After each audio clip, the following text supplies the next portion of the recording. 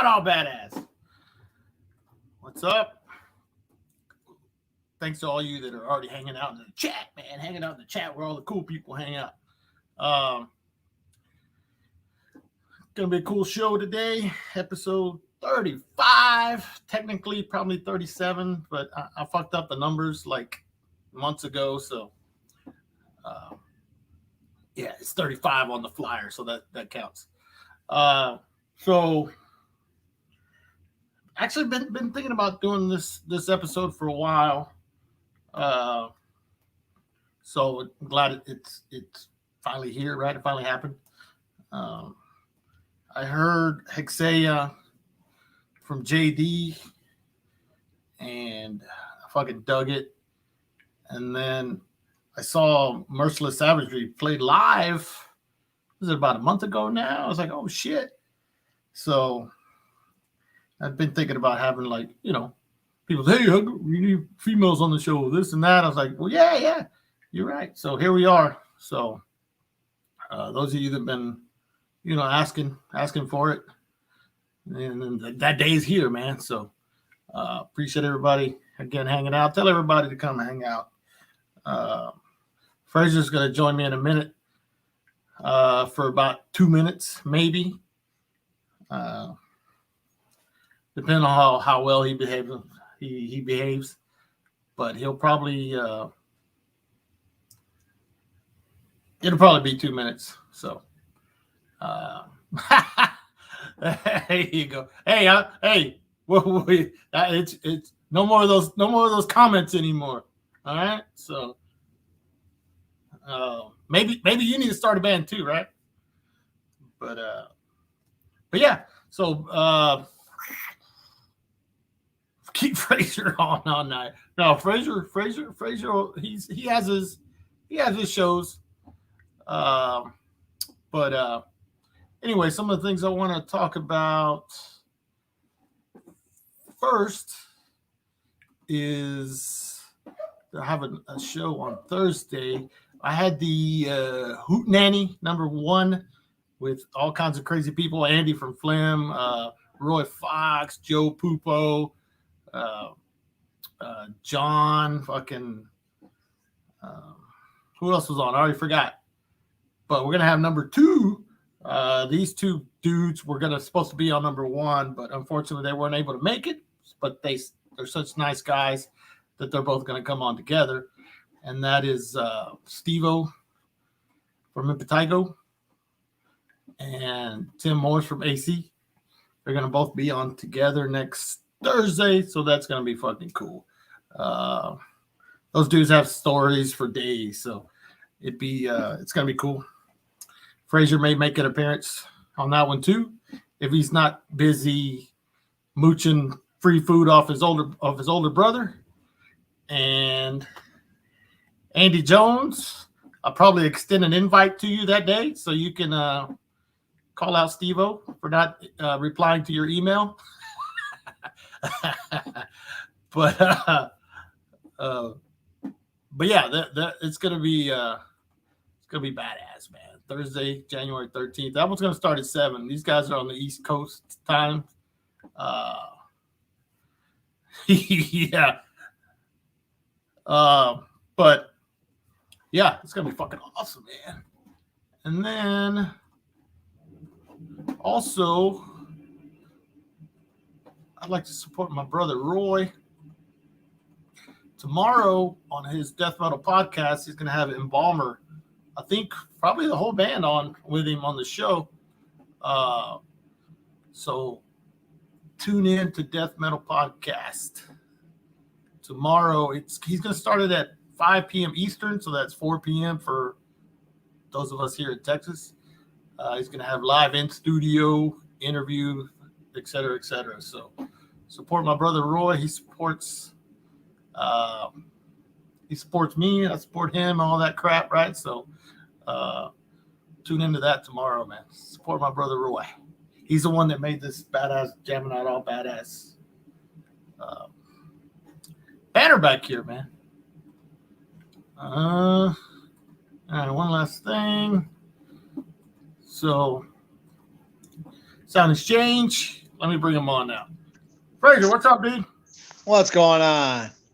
We're going to talk a little bit about Sound Exchange for a minute. You went to Sound Exchange today? Yes, I did. What'd you pick up? It's a new Nocturnal Grave. Nocturnal Grave or Graves? It's Graves, right? It's plural, or are they just a single grave now? No. Hold on. Okay. It's on Season of Mist and stuff. Dude, like I've had you on about 30 times. There you go. Now you finally figuring out how to show photos on or stuff on screen. Nocturnal Graves. They're from Australia, right? I think so. I can't remember. I can't remember either. But anyway, yes. What else you get? Where's it at? Mystifier. Oh, nice. Hold on. Oh, that's the demos and the 7-inch stuff, I think. Yeah. Yeah, dude, that's badass stuff right there. I got that. Boy. About time you got something heavy. And there's some thrash band right here. Some thrash. Epic was that. You're not selling it very well, dude. I know, man. It was on Die Bomb Records and shit, man. Some thrash band. So you got all that at Sound Exchange? Yes, sir. Was Kurt there today? Yes, he was. Did he treat you all right? Yeah, he did.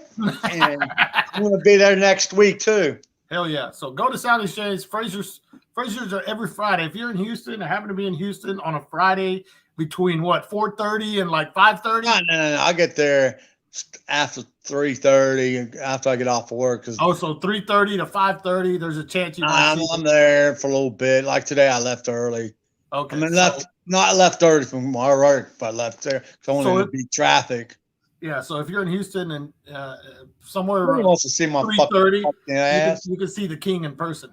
Yeah, king in person with my uniform on too. Yeah, exactly. Fraser's going to be doing a meet and greet. He's going to be signing Dark Angel posters over there. Shit. That was pretty cool, man. All right, anyway, Sound Exchange, go ahead and tell everybody to go to Sound Exchange. Go to soundexchange.com or .net, whatever it is. I don't know. It's soundexchangehouston.com. Yes. So, and another thing you need to do, you haven't done in a while, Texas Metal. Oh, shit. Oh, yeah. Look at that. Texas Metal Concert. God damn it. I hope Rogue Glenda's not on. Yeah. Houston, Texas. Oh, God damn it. I forgot. Not Houston Texans. This isn't football, fool. God damn it.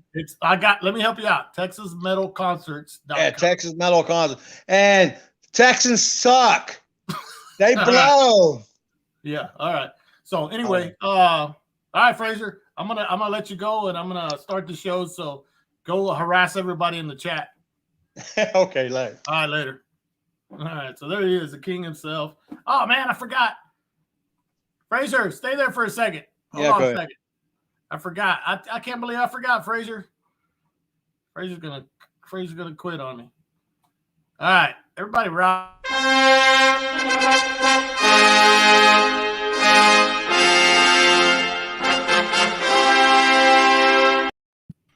My bad, dude. I forgot your intro. Don't worry about that. All right, I'll see you. All right. All right, there's the king himself. All right. So yeah, go to Sound Exchange, man. Look at the little banner there up at the top right. Support them. They support the show. They support local bands. They support labels. They support, all kinds of music. So go check them out. All right. So enough of that nonsense. Fraser, for some reason, is still there. Let me kick him out of here. Get out of here. Get out of here. There you go. All right. So let's get this little shindig on the road. All right. So as I mentioned at the beginning, we got a couple of guests. Well, I'm going to bring them on together and we'll just have a little chat, little discussion. Please, if you have any questions, comments, or whatever, put them in the chat. If if this is the first time checking out the show, I appreciate it. But yeah, I rely a lot on everybody in the chat. If you got any questions, I will gladly ask them. And just be a part of the show. It's cool. It's cool like that. Makes it more fun that way. So all right. So let me bring them on one at a time. Let me bring on. So she's the closest one to me on my screen. Let's bring on Noelia from HEXELLA. How you doing this evening? I'm good. How are you? Awesome. Appreciate you coming on. Like I mentioned earlier, it's cool to have both of you on, and it's going to be cool hanging out. Thanks for having me. Of course, of course. And then next up is Lily, aka Hell Bitch Commando. Yeah. So from Merciless Savagery, the shredder on guitar and vocals. Yeah. What's up? What's up? Like I mentioned earlier, appreciate y'all coming on and hanging out. Like I said, I checked out both of your bands, and I dug them both. I know HEXELLA is Noelia's like, I'd say 75% of everything on the recording is you, right? Yeah. Just the leads and drums. That's Joe. Oh, okay. Hey, well, we can talk about him another time. We don't need to talk. Yeah, y'all have a lot to talk about. No, JD's cool. I've known JD a while. Dude's one of the, I always joke with him. I said, man, you're one of those dudes that, you know, everybody's like, man, that dude can fucking play everything and he can play it well. So, yeah, you know, it's just one of those guys that's, you know, multi-talented fucking dude. So, and then, so let's get this going. I guess we can. Something I like to ask everybody: growing up, like, was there music around, like, your household? Like, were your parents like musicians, or how did music first like come into your world? And I guess we'll start with Lily. Well, for me, it was my aunts and my uncles. They were all like metalheads in the '80s, and they still are. You know, they liked all the classics like Metallica, AC/DC, Led Zeppelin. A lot of guitar players. My grandpa was a guitar player. My uncles were guitar players. I have cousins who are guitar players. And I guess like the beginning of like my romance with heavy metal was my older cousin used to live with me and my mom. And when I was like a kid walking by his room, and I heard like this song playing, and I knocked on his door, and I was like, what is that? And he's like, it's Iron Maiden. He's like, you like Iron Maiden? And I was like, I guess so. And like that was it. After that, it was never like a phase. It was never like. So Maiden was that initial thing that got you hooked, huh? Oh yeah, totally. And it's just like a classic love story, you know. You Maiden, Metallica, and then moving on from there. And I had some cousins in bands. My older cousin Anthony was in a local thrash metal band called Metavenge a few years ago. And they played like thrash metal. They played at Fitzgerald's a few times and Scout Bar. And my other cousin played in like a hardcore band called Fight Pretty. He still does. They just actually played this past New Year's at Trip 6. And we would go see them at like Java Jazz and like Walters in Washington when I was a kid. And that's whenever I started like realizing, oh, there's like shows. Like there's metal shows that happen that aren't like super expensive that you can go to. So I think like the first show I went to by myself was Hyrax in 2009 or 2009 at Walters on Washington. They played with like Owl Witch and Termination Force and so yeah. My band played that show. Oh yeah. HRA played that show. I'm glad we were the one band you forgot. Yeah. I was like, I just remember getting there for those bands because my mom had to go with me because I was still like a kid. And then, you know, we had to leave in the middle of Hyrax, so that sucked. But anyway, yeah, that's it for me, I guess. That's funny. Cool. Noelia, how about you? What's your story? yeah, as a little kid, I fucking watched MTV and shit. So I listen, I really liked Motley Crue and Guns N' Roses. So I was fucking little. I was like three or not three, like 4 or 5, something like that. And so I would listen to a lot of that stuff. And then when I was like in 7th or 8th grade, my best friend, her brother was in Severance. He was the singer for Severance. And I was like, what's that? You know, she's like, oh, this is my brother's CD, you know, Salvation Denied. He gave it to me. Da, da, da, da. So I fucking listened to it and I was like, what the fuck is this? And then that was it, like the beginning of it. But I always listened to music, like everything, like oldies and classic rock. I was real into the Doors for like ever. Um, yeah, just anything really. Um, I'm trying to think of. Were your parents or like My dad was were they a musicians or did they my listen to a dad lot of was music? my dad was a musician. He passed away when I was like 6 months old. So, you know, like I didn't know him, but he had instruments and stuff that he left behind. And everyone was always telling me like, oh, you know, your dad was a really good musician. He was a lead guitarist, rhythm, whatever. He could play piano also. Um, Pretty much anything he picked up. He was just like one of those people. But he was in like the Hano bands and shit like that. Hell yeah. Yeah. Yeah, like Tejano and rancheras and all that kind of stuff. And Yeah. he wrote original music. That's awesome. Have you heard? I mean, have you heard any of the stuff that he did? Yeah, there's like I don't have any of the stuff anymore, but there's like some tapes of his stuff somewhere. I think my mom has them somewhere, but I haven't heard him in a really long time. Yeah. That's awesome. What somebody asked what the Hano band? His name was the band he was in was Realidad. Okay, Hmm. that's cool. So Lily kind of went into it a little bit as I was getting into like the extreme side of music, mentioning your cousin and all that. I guess kind of elaborate a little bit more on that. I mean, as far as like getting, what was some of the first stuff that you bought yourself, or you like, you know, early on during those times? Well, I think it kind of started. Well, it's like, you know, once I was into metal, I was listening to like all the classic stuff like Metallica and Judas Priest and Megadeth or whatever, you know.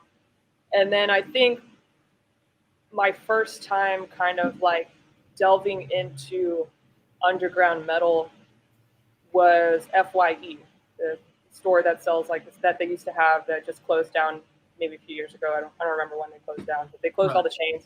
But they used to sell tons of CDs, some vinyl, you know, a lot of music related stuff, DVDs. And me and my mom, we would go to the mall, and every now and then she would let me get like a couple of CDs that I wanted. So a lot of the times it was based off of like album covers, like the CDs with the coolest album covers. So, you know, you go straight to the metal section. And I think maybe some of my first CDs were like Leprosy by Death, Morbid Angel, Altars of Madness. And then whenever, you know, I finally had access to the internet, that's when it really started kind of like, you know, growing, like this sort of discovering like more extreme metal. And when I first got a MySpace, that's what really did it. It was finding the MySpaces and then looking at like the top 5 friends of like your favorite bands, and it would be like other bands. Yeah, 5. And like, and I think the first thing, like what changed my life personally, was like finding Morbid Saint. It was probably the first like extreme metal band that I was really like that really like made me go, holy shit, like this is insane. Like I didn't know it could be like this. And yeah, and then from there on it was like, and then another thing that changed my life was German thrash metal, you know, finding like Destruction and like Oh yeah. and like Death Row and Hey, hell yeah. Yeah, we were just talking about that with my friends, like Death Row and Disaster and Darkness. Those were like it's just different. It was just different from anything I had ever heard. So that's like after that, it was like no turning back. Oh yeah, I'm glad you mentioned Death Row because they don't really get the attention that like the big three or whatever of German thrash get. But Riders of Doom is fucking. If you're not familiar with that album is fucking classic thrash, like evil German thrash metal. Yeah, that's it's cool. That's probably the first time that's ever been mentioned on the show. So, hell yeah. Yeah. Yeah. So all you dudes out there, you're all a bunch of that's how that shit makes me feel. Yeah, exactly. German thrash metal owns my ass. That's badass.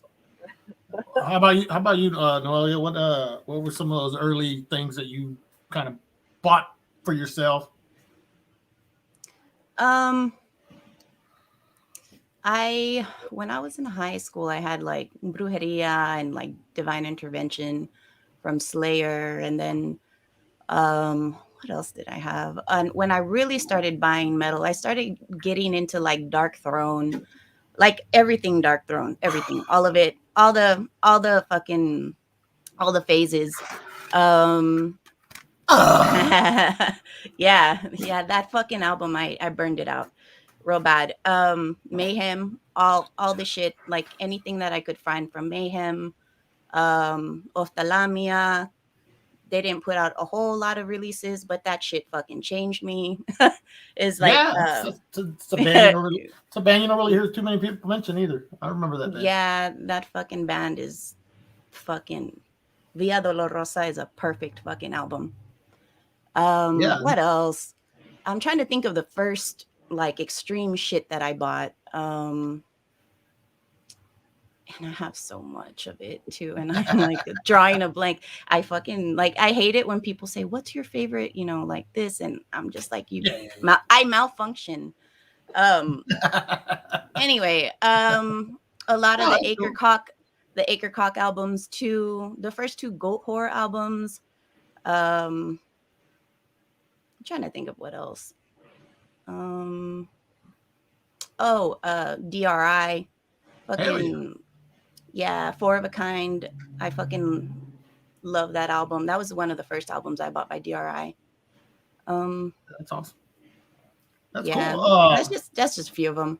Yeah. That I can think of. Yeah, Lily mentioned the show. I guess I could ask y'all what was your reaction going like the very first time you went to an underground show, like I guess going in like never being there. Were you kind of prepared for it, or were you blown away, or what was your like reaction to going to your first like underground show? Are you asking me or Lily? Both of you, whoever wants to go. Go, Lily. Well, I think the first underground shows that I went to were my cousin's bands, and I think the first shows I went to were the cousin that had the hardcore band Fight Pretty. We were at Java Jazz, and it was like there was a lot of people there, and people were like acting crazy. And of course, I was still like a kid, and I had to stand on the side with my mom, and like my mom had never seen anything like it. She was just like, "Oh my gosh, like, yeah, I can't," holding me back and stuff, and making sure nobody hit me and all that. And then my cousin in Medavenge, he started playing, and we would go to his shows, and people would get into fights, and it was nuts. And then I started like it was like, oh, this is the shit, right? It's like you can't help yourself sometimes. You want to like bang your head and you want to like act crazy. And so then I just remember like as a preteen just like banging the shit out of my head, like and it just being like not giving a fuck, and then yeah. Do it as much as you can while you're still young, because eventually you're gonna be like, oh, not giving a fuck, wanting to mosh hard and like wanting to rep all the bands on your like vest. And I had like this flannel that I cut the sleeves off. That was my vest. It was like a purple flannel. Hell yeah! And I put patches on it, and that was like my first vest. And I was just like, heavy fucking All rapper, into it. party, want to party all the time kind of shit. So I just wanted to go to all the shows. I wanted to be in all the pits. You know, it was so super like exciting. I would love to like relive those times, and I still like to bang my head. I still like the pit, of course, like still all the time. I mean that's not gonna go away until it starts hurting, I guess. Yeah, to you. Yeah. I mean, I got a few years on y'all, so I still try to get in there every now and then too. So you still got a long road ahead of you. What about you, Noelia? Do you remember the first like underground show you attended, and what was your reaction? I mean, I guess it was like more in my early 20s for underground shit. And a lot of it was like down here in the valley. And yeah, I just remember fucking drinking and going to the front and fucking headbanging. Like Right off the bat, first show. like just it going up I to the did it front. like just well like what else were you gonna do? I don't know. It was just, that was normal. So Yeah, that's cool. yeah, and like making a bunch of fucking noise and like fucking yelling at the band and yeah, just all that shit. Like it, I don't, what, I mean, it's not, I guess it is okay to stand on the side, but as somebody who just like, you know, is going to like an underground show and like, you know, everybody there, your fucking friends are playing a fucking badass band, like came in from out of town. Everybody's fucking, you know, fucking ripping it up. Like you go to the front and you fucking have a good time. So yeah, that's my reaction to that. Hell yeah, that's badass. Yeah. So it should be. Just people standing there like, you know, arms crossed and looking too cool to do. I mean, unless you're like 60 years old or whatever, I understand. But you know, you go if you're into this shit, you get, you know, if it doesn't make you want to like invoke some type of reaction out of you, then you really don't like it. You know what I mean? So, all right, so let's get into actually like getting into playing instruments. Lily, I know you play guitar. Has that always been? Have you played anything other than guitar? And when did you pick that up? And who made you pick up a guitar? Like a certain guitar player or family member or what? Yeah, it was actually my older cousin. His name's Adrian. This was the same cousin that was playing the Iron Maiden when I was a kid, and he played guitar throughout high school. He still does. And whenever we have like family get-togethers, you know, they're always like pulling out the guitars and jamming out. And I know my grandpa actually, when I was a kid, would like sit me on his lap. He played a 12-string, and it's kind of a soppy story. But anyway, so my cousin Adrian would try to show me how to play it, and he would tell my mom like, you know, like Lily likes to do this. Maybe, you know, we should get her a guitar and so then my mom got me an acoustic guitar. She got me an Esteban guitar. I don't know if you know who that is, but Esteban's like this classical flamenco guitar player, and he had like a series of like DVDs and tutorials. And I think like the first song I had a Mel Bay one. Yeah. And he had like with the booklets and like I think the first song I learned was like Green Sleeves or some shit like that. And it was in the same booklet I got too, but I didn't learn the song.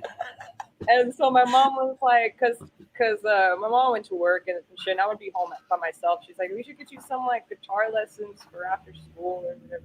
So I had guitar lessons, and Francisco, I think you're gonna like the story, because at first I had like a female guitar teacher, but then she realized that she wanted to show me like, I guess like pop music. She was really cool though. She showed me like all the basics, but she realized that like metal.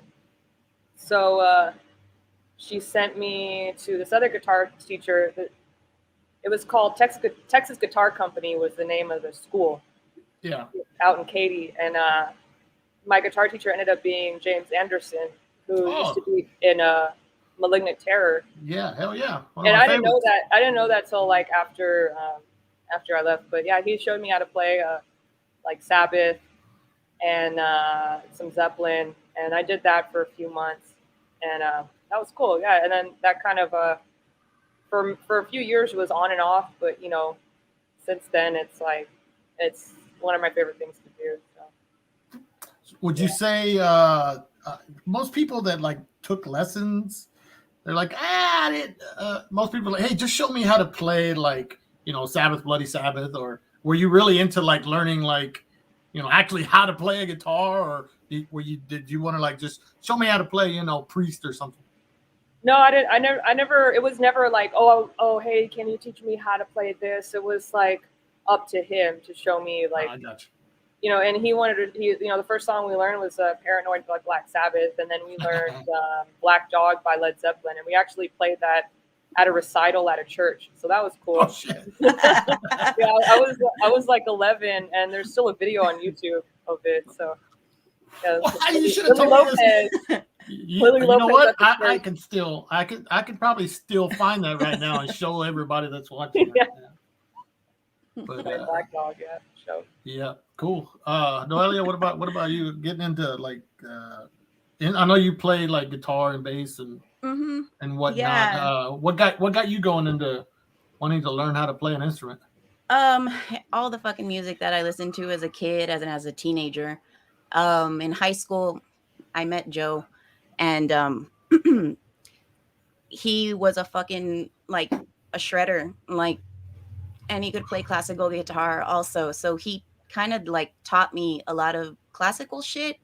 But it wasn't till like, and not classical shit, but like scales and shit like that. Yeah.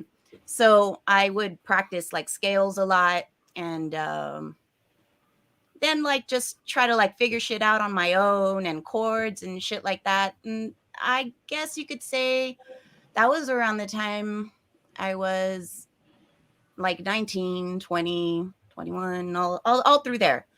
But I didn't really get serious about it until probably my mid 20s. But yeah, just trying to like figure out like songs that I like, and I listen to like anything and just be like, I think I can play that. And then kind of like figure out like what the tuning is, and then just figure it out with chords and shit like that. And figuring out patterns with fucking scales and stuff like that to see like what's right, I guess, to do. But and then after that, like throwing all that shit out as far as like learning different rhythms to play to, like D beat and grind and fucking death metal shit, like just different forms of picking. Yeah, I guess I've been like trying like all these fucking years. I never put it down. I just didn't really get that serious about it till probably like my late 20s, and I played bass like quite a lot. People would ask me to fill in on bass, and I'd be like, hey, do me a favor, like play my band, whatever. And it got to the point where like I could just be like, send me the set list and I'll listen to it and figure it out like that. But no real formal training, nothing like that. I did take like music theory and like shit like that in college for a little while. I didn't get my music degree or anything like that, but I learned a lot from that shit too. So that's cool. I mean, it's whatever helps. I mean, both of you are like way more skilled than I am at what I do. So it's cool that y'all are like fucking shit up like I have there on the little female fucking shit up. Fucking shit up, man. That's what it's all about, fucking shit up. Fucking females. So was hell damn right. Was there any what was I gonna say? You know what? Let's get into some hold on. Andy Jones, Lily, what's in the bag? It's some juice. That Andy Jones is he's dude, you should be like a fucking detective or something. That dude catches every little detail on this fucking shit.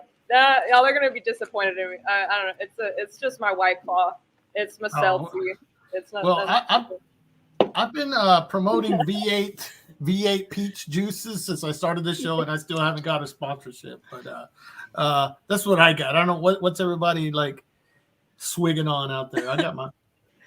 I'm actually drinking a this is the first time I've ever drank this before because Andrea and Raul came over here from Tenebrous Aberrations. Yeah, I know. And they left a smash here. Like, it's been weeks. And I was like, I need a fucking drink because this shit, like this interviewing stuff, like this, I'm not a public speaker. So that's what I'm drinking. Also, thank you, Raul and Andrea. You all came through for me in more ways than you can imagine. Four Loko, Roy, you're sipping on some Four Loko? A four Loko for 2 locas. Oh yeah, ranch water supremacy. That's what I'm talking about. The lime ones are Big Red Zero Sugar. What? Does that taste like anything? We got some health conscious fools up in here. Man. Yeah. Oh no, he wasn't drinking that. He said he thought that was what was in your bag, some Four Loko. Oh, the Four Loko. Yeah, that's what he thought. Oh yeah, he's on that Earl Grey tea.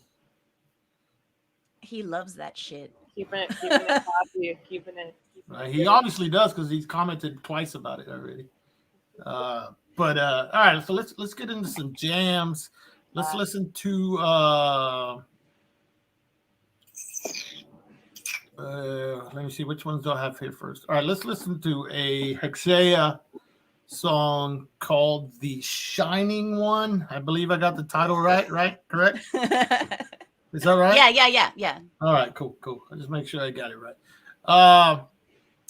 And this song is about it. This song sounds exactly like this.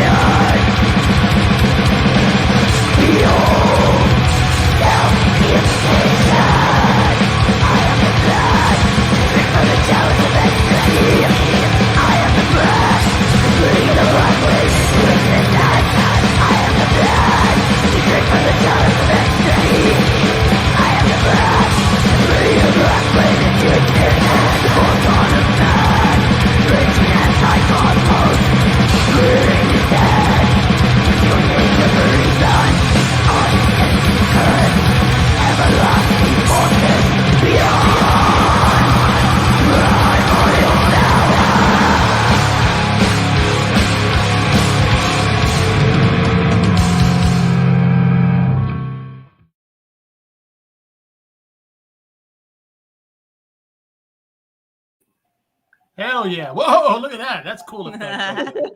That was sick shit. That was heavy. Yeah, that was cool. Thanks. What? So let's we'll play some Merciless Savagery in a bit, but let's talk about the getting the band going. What was your, I guess, what did you want to do when you got the band going? What was the first, like, I want to start a band just No, I didn't for even want to whatever start reason, or I didn't even want to start a band. I just needed to record music. I wanted to record something and put it out. And then the band thing came later, playing live came later. I wasn't really worried about even performing or anything like that. I just wanted to write something. Yeah, something really fucking, cutthroat and fast and heavy and rock and roll. Like big time on the rock and roll. did you write the songs? Yeah. Yeah, I wrote all the riffs. I was like, I want, a D beat here, I want a blast here. I, that. And I would write the riffs and then I would have an idea of what I wanted, and then I would be like, "Hey Joe, let's flesh this out. This is what I want to hear." Yeah. And then like he would like he has input. He had input on a little bit of it, but a lot of it was me. But if Yeah. I could play drums, I would have played the drums. But Yeah, I can't blast. have- I can't blast or grind, and I'm not gonna learn that shit overnight. So Well, it's good to have your own little drummer boy there in your house, hey.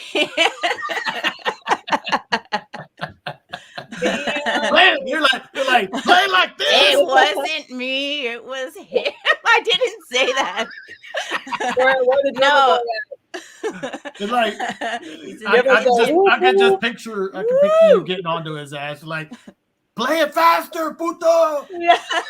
No, honestly, he's the only person that like I can jam with, like without thinking, like that. Yeah. And like we've been jamming for fucking years, like just Yeah. on the fly kind of shit. So I knew that I could just be like, hey, these are the riffs, like this is what I want. And Yeah. where'd you record it at? Here at Negative Audio, and That's where you're at now, right? yeah, there's a bunch of fucking equipment in here, and it's kind of a mess and it's cluttered, but this is all this is our life. So yeah, and then I was very fortunate enough to do my vocals at Red Barn, which is down the street. Our really good friend Robert Canales, he hooked it up over Johnny there. Canales, that's Johnny Canales' nephew. Johnny Canales. What? Five You people got might it. get that. You got it. Yeah. No, he I mean, he didn't hook it up, but like, well, he was like, hey, like y'all come use the space, whatever. Joe had been like doing stuff over there, and he's in Unholy Desecration helping him out on drums and shit like that, and like they kind of like help each other out with like recording and all of that. So I was really lucky and really fortunate to be able to go over there and fucking lay vocals down over there. I could have done it here, but I don't know. I just was why not? Vocal, both of you do fucking really good job on the vocals, and to me that stands out quite a bit on the recording.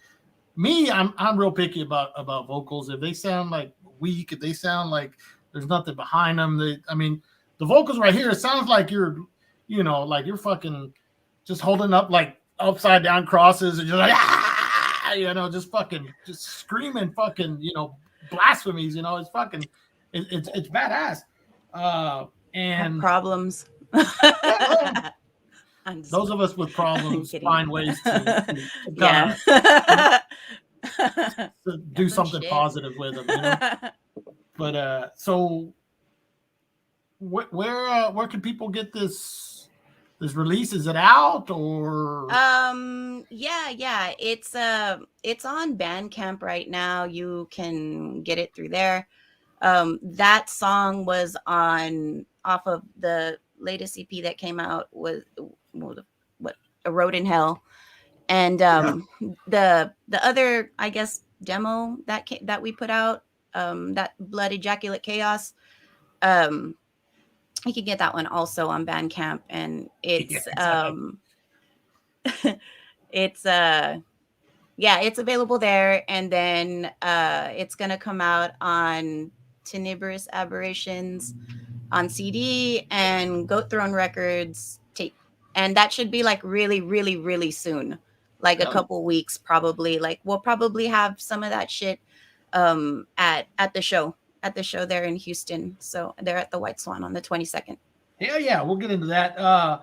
So right now, go to the damn Bandcamp.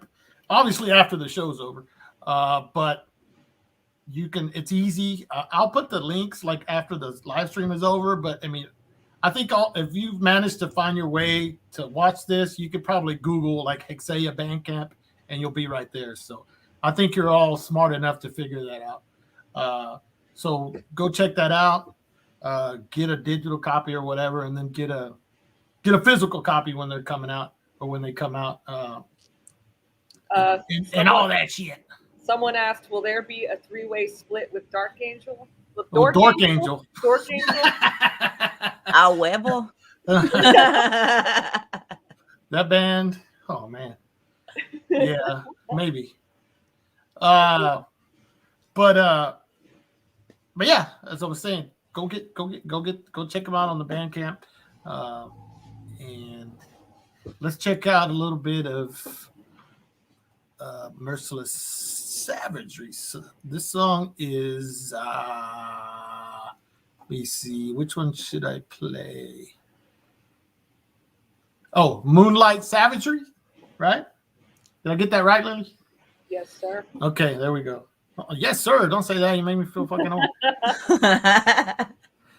All right, so let's, as I said this earlier, this song sounds exactly like this.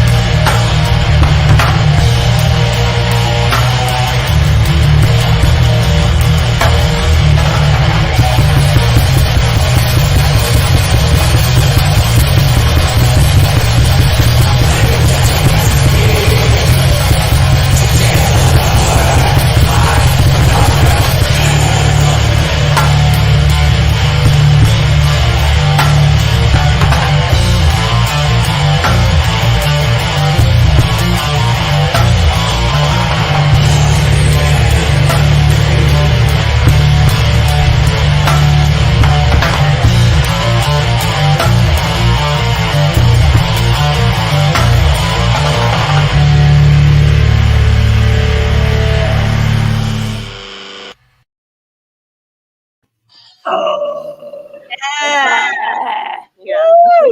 Like I said, Can I get a yeah, out there? Yeah. like real like scathing. Is that the right word to use? Scathing. Yeah. Just like so, but yeah, that's that was Merciless Savagery with Moonlight Savagery. Hey, hold on. Let me address this. Fuck you, Fraser. But Is that the kettle? What is that? The pot calling the kettle black? yeah, that motherfucker. He's like 60 or something. I'm not even close to that. No, but anyway, so just like we did with HEXELLA, talk a little bit about like getting the band going and who's in the band with you and that recording and where can I get it and all that stuff. So when I met, so for a long time, I kind of tried playing music with like some of my friends, and my friends were primarily like other females, and I hadn't met anybody very dedicated until I met Cece, my drummer, and so we got together and we played some songs that she had written with one of our friends, Camilo, Right. From Toxic Steel. Yeah. They're not together anymore, but they used to be in a thrash metal band. And so our first show, we played like half of our songs and half of their songs, and it's just been me and Sienna since. And but yeah, we started jamming out in 2018, and then we had our first show in 2019, and then during 2020, of course, we didn't really play until the end of last year. You picked a good year to start a band, didn't you? Yeah. Yeah, and we recorded our little demo here in our practice space. I'm at the practice space right now. Oh, cool. And we recorded our demo here with like 2 of my microphones and 2 of her microphones, and we have it on cassette only at the moment. And so you do have copies people can get? Yes, we have a few at the show.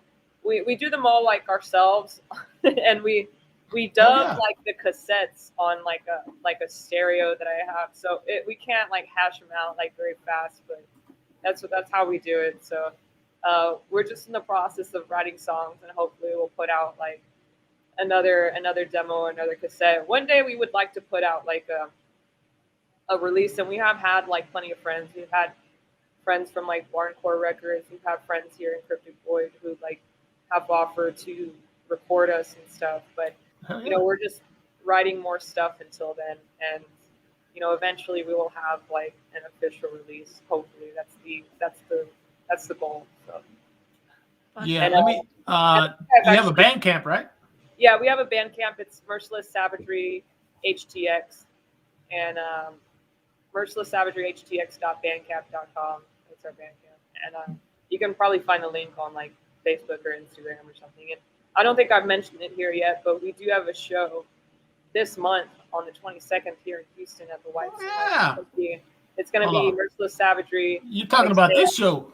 Yeah, it's just I'm all over Texas. Yeah, a bunch of new bands from Texas that have caught like my eye specifically, and about 3 of them haven't played here in Houston before, and so we're just hoping to get some new faces out here.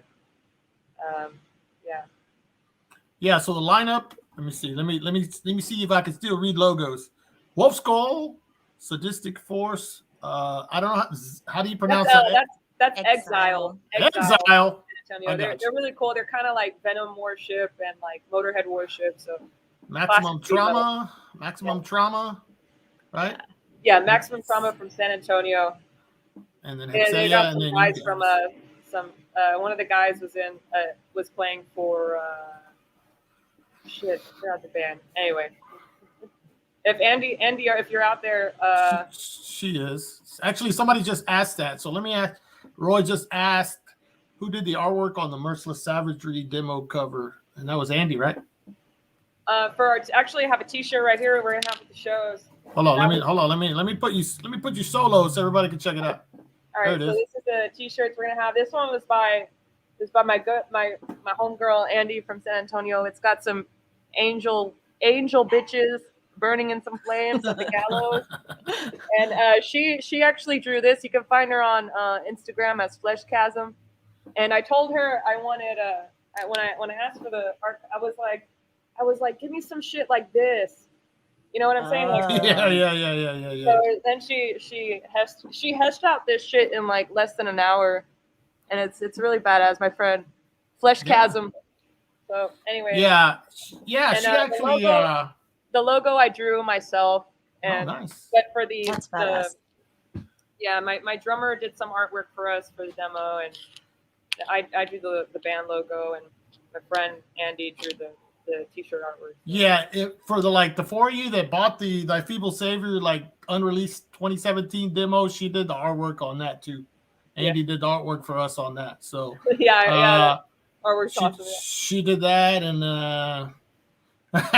and also she did something else for another project. One of the many projects that Matt and I have done, but it's not out yet. So, but yeah, look her up on Instagram. It's Flesh Chasm. Yep. If you need artwork done, hit her up. Tell her Fraser sent you by. Put your handle in the comments if you want. Yeah. At Flesh Chasm, right? Yeah. Yeah. Probably got a lot of people probably need it spelled out because people that hang out here probably aren't the best spellers. I'm kidding. All right, so yeah, check that. Oops, hold on. If you're in Houston, go check out this show on the 22nd at the world famous White Swan. It's only $10, so just come through. Yeah, that show's gonna be fucking sick. It's gonna be so much fucking fun. Was that a Lady of Guadalupe candle you just showed? It was my Santa Muerte candle. Oh, yep. So, badass. So go check out that that badass, legendary White Swan, man, legendary. They're the one venue that's crazy enough and supports all the crazy shit that's happening in Houston. Yep, there you go, right there at Flesh Guys 666. You gotta have the 666. But yeah, cool. So can people get your shirts and anything from online or anything, or is it just going to be sold at the shows? Well, for right now, I think it's going to just be at the shows, but I do plan on opening up a link on the Bandcamp for merch eventually. But once I have enough to be able to send out. But right now, I just have the shirts. I don't have any cassettes, but I'm going to try to have some by the time the show is ready. Better get to dubbing. Dubbing. Yeah, for sure. But what was I gonna say? Oh, so how many shows have y'all played as Merciless Savagery? Just a handful, right?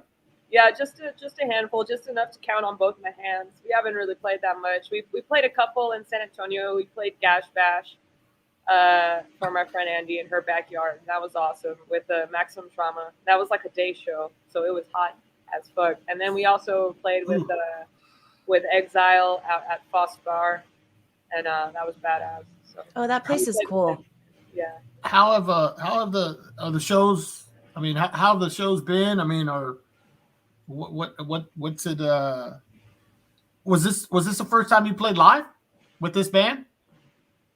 For Merciless Savagery, just at all ever? For me personally, yeah. So excluding the recitals I had when I was a kid at the church, but yeah, these are the first shows I had live. So how are you? I guess what's it been like for you? Are you getting? Were you comfortable from the get go, or what's your mindset whenever you go play a show? Are you just fuck it, I'm ready to go jam out? Yeah, it's just fuck it. Of course, I'm nervous and stuff, but it's just fuck it, and after some point you have to be fuck it, it's never gonna be perfect.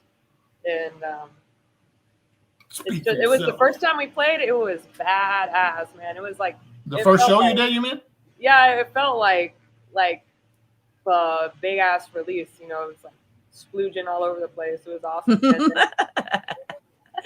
And then last few times we played, it's just mostly focused on songwriting and trying to get better and trying to make the sound better and all that stuff. So it's a learning process still. I will say, I very much amateur. I take that back. I saw you play twice already, and the first show when I saw you, I mean, I know I've heard you play, so I know you can play your instrument, but the guitar was way more audible. Like the last time I saw you, it sounded way better. And I don't know, maybe you were playing on somebody else's gear or whatever the first time or something, or maybe no, I was actually having some issues with my amp that one time when we played open for Morbosidad. I was having some issues with my amp and I couldn't turn it up as much as I wanted to. But the second time around, I found a solution for it, so we were able to play. It sounded a lot better than it did the last time. So yeah, it definitely the sound was. Yeah, to answer Sin's question, yeah, that's on our Bandcamp. Moonlight, our first demo is definitely on our Bandcamp. Oh yeah. Everything I have a couple songs to play from each band, but you can find the entire demo on the Bandcamp. So, like I said, I'll put the link at the end of the thing. But if you get our cassette at the show, I also include the demo that's on Bandcamp on one side plus an extra track, and on the other side is all of our extra raw demos that are all like bedroom demos. You know what I mean? So hell yeah, that's badass. I thought you were gonna say like the other side is like the Britney Spears tape you taped over or something. Our side pop project. Yeah. This is what we got going on. But that. So everybody go check out both Bandcamps. Do it. And don't wait till Friday. What is it? Bandcamp. Hey, today is Friday. Are they still doing that shit? I don't think Bandcamp so, Friday dude. or whatever. I don't know. But so the next show is cool. So Norley, I guess I'll ask you: is this going to be the first HEXELLA show? Yeah, it's gonna be the first one, which is really fucking cool. We got some friends to help us out, and like they're really fucking talented. So I'm really grateful for that. And we have Mo from Sangre Impura on drums. He's gonna play the drums because Joe wants to play the guitar real bad on this for this music. I don't know. I think he really wants to rip on his solos. So that's cool. Joe's a fucking guitarist, like from the get-go. He wants that spotlight on him. That's all that is. Oh, I don't know, man. He should play the drums then because he's pretty fucking good. But anyway, I know he is. Yeah, dude. He's good. He's very disciplined. So Mo on drums? Yeah, and then so we have our really good friend Lupe. He has a band down here, also Infernal Rot. Yeah, he offered to play bass, so that's fucking cool. Both of them offered to play, so that makes it better because we're not like, will you play for us, kind of a thing. It just, like I don't want to I don't want to make people be like, or put them in a situation where they're like, yeah, I'm just doing someone a favor. Like, totally. they want to do it. So it's cool. And it worked out. And I didn't think this was going to happen, but yeah, it's, we're going to get to play it live, and that's badass because we have a release coming out and shit. So in support of that. Yeah. Yeah. So you're just going to be handling vocals on the shows? Yeah. Hell yeah. Do you guys plan to do any kind of stage show or anything? Because Merciless Savagery, when they put on a show, they got fucking all this fucking candles and all kinds of shit on the stage. So I don't know if you guys have anything planned. No, not yet. I don't think I have crafted that part of it yet. So January 22nd, everyone going to be having candles. Everyone. Fuck yeah. They're going to be having what did he say? Everybody's going to have a Lady of Guadalupe candle at the show. Fuck yeah. For our bassist, Lupe. Yeah, yes. No, that's cool. That's cool. So are you, I mean, I know you played bass like with Confused and all these other fucking George. Yankee candles. It's gonna smell good at the White Swan for once. Those expensive ass candles.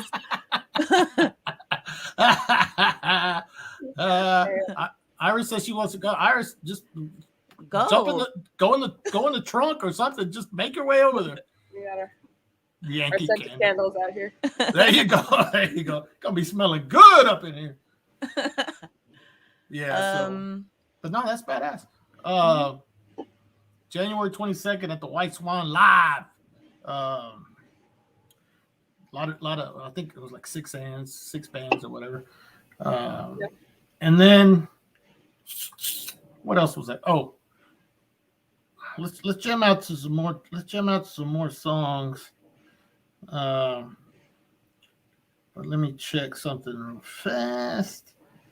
Okay, let's jam out to another HEXELLA song. If anybody has any questions, go ahead and post them. Except Fraser, because I already know Fraser's questions because he asks the same damn questions every time. So I'll get to your question, Fraser.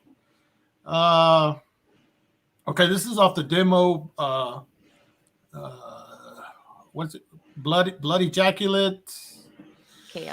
Chaos. That's right. The way I have it set up here, I can't see the entire song title. So this is I think it's the first song that starts it off. So let's check out another.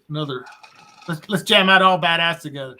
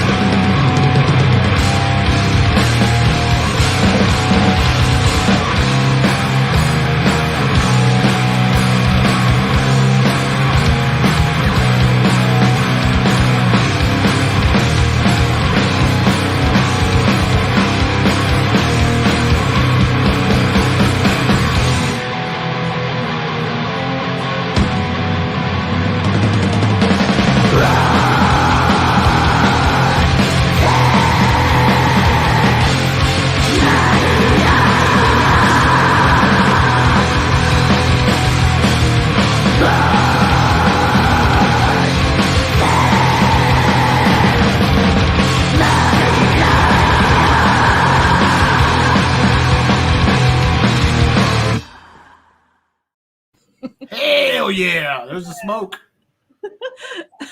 La Chorrola full of fucking tamales. Do you see that comment? That shit's funny.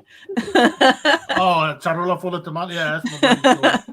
I'm glad John Doe brings that up because your vocals on especially on that one, maybe it's the way the patterns and all, but it really does sound like It really reminds me a lot of Under the Sign of the Black Mark, Corton style vocals, like especially on that song. I don't know if Bathory was an influence on you or that's not. what Lily reminds me of, actually, and her like guitar playing. It's I think a little bit more complex, but like I get the Return feel a lot from Yeah, like the shit that they do. Like it's really good. I think that's, but yeah, Bathory. I love Bathory, man. I fucking love those first Yeah. 3 albums, especially. Yeah, I get a heavy like Under the Sign of the Black Dude, Mark. that song, I wrote it. It was the first song I wrote, and I think I wrote it like probably in 2019 or some shit like that. And what it ended up being was a homage to fucking Frank Killjoy Pucci. Okay, nice. From Necrophagia, Necrophagia, the Ravenous, and what else did he do? He did a few things. Oh, he did a project called Ibon and Wardulok. And anyway, I'm a real big fan of his, especially that Necrophagia Ravenous stuff. It's like kind of punky, but it's also metal. That, like, I don't know if anyone has ever heard 3 on a Meat Hook. It's an EP by the Ravenous, and there's a song called I Drink Your Blood. And like that I eat your EP, skin? huh? There was an old movie called I Drink Your Blood and I Eat Your Skin. Yeah, he was all about horror and the cult and horror and shit like that. So that's what that song is about. It has those nuances of the occult and horror and perversion and sacrilege, and it's about a sex magic spell gone very fucking wrong. That's good. We need more smoke in the monitors. I think the first time I heard about him was when I watched. I was pretty young when I watched it too, because I was like on the internet, like, what's the most fucked up movie I can watch, like that. And it was like August Underground, and that's when I first heard about him, and I realized he was also, I think it was in August Underground, right? And then that's when I first heard about his band. But that's awesome. And after who mentioned it? John Doe mentioned the early Bathory side. I could totally hear that too. Yeah. I actually saw y'all stuff floating around, I think on like Instagram, and like I listened to it, and I was just like, holy shit. And I was like, who is this? And then the guy from Goat Throne Records was like, they want to play your show, and I was like, dude, yes. Yeah. And thanks so much for having us. We're fucking real stoked. We're looking forward to playing that show. Everybody on that bill is gonna fucking kill. And I'm real fucking like it was kind of like a weird coincidence that like Wolf Skull's on there, because I always wanted to play with them. Yeah. And that's cool. Like, I'm really fucking stoked about that. Yeah, they're playing a lot these days. Actually, I keep seeing like flyers coming up. Wolf Skull playing everywhere. So I think they're playing down there too. Down in the no, they're playing in San Antonio, but I was coming down here. I would know. Yeah, I guess you would know more. Yeah, they played down here. They played a Valley of Death fest down here at the Hop Shop. Like I don't know, maybe 4 years ago or something like that. They might have played 2 times. I could be wrong. Anyway, I love that shit because it's real punky and metal, definitely. And the vocals are great, and it's very rock and roll, and I like that shit. But go ahead. Here's a question. My buddy Andy, we always get into this just shit that people do at shows or band or musicians that get under your skin. You have any pet peeves of things people do like at shows that bother the hell out of you? Well, for me, it's personally, I've never had anybody bother me like a lot at shows. But we haven't even played that much. But as far as that goes, like I've never had anybody be like annoying or nobody. I went to like a Nervosa show here, and people were being like kind of rude, saying like really disgusting things. But like I opened for them one time. and as for us though, personally, we've never had anybody say anything. Like everyone's been really cool so far. But yeah, but my biggest pet peeve with like playing is when my equipment doesn't work right. That's been my biggest pet peeve is like when I can't get it the way I want it to sound, or like when my equipment doesn't work right, or like one of my heads decides to like act differently one day. That's definitely like my biggest pet peeve. But like as for like people, everyone's been really cool so far. Yeah. Well, yeah. I guess it was more along the lines of like Andy mentioned, like bands just like, hey, I need more spotlight on me, or I need more, just silly shit like that people in bands do. I don't think it's bad to ask exactly for like what you want, because it does. I think when bands care, the show comes out a lot better. But like, I think like the more work put into it, usually the better it sounds. But I mean, whenever me and Sienna play, she plays right next to me. Yeah. So the monitor stuff, we don't really care as long as we can hear each other. Then it's all good. Yes, White Swan has like half a monitor, maybe. Maybe. I mean, even when she has played behind me once, she couldn't hear me. So she likes to play right next to me. That's why you're supposed to practice. That way, if you're playing, you'll be able to just play without hearing yourself. But yeah, JD's right. With time and investment, your gear situation it'll. I mean, there's still people that have been playing forever that is like, dude, I can't understand what you're playing. It's probably good, but it just sounds like shit. So work on it. Here's a question from Roy. How come you think there are not many full female bands? What do y'all think? I don't know. I mean, there's full female bands. I mean, isn't maybe not in the underground, but well, I mean, Merciless Savagery, but it's two of you, and I bet that's fucking badass, honestly. I think when it comes to creative projects, people usually want to work with people who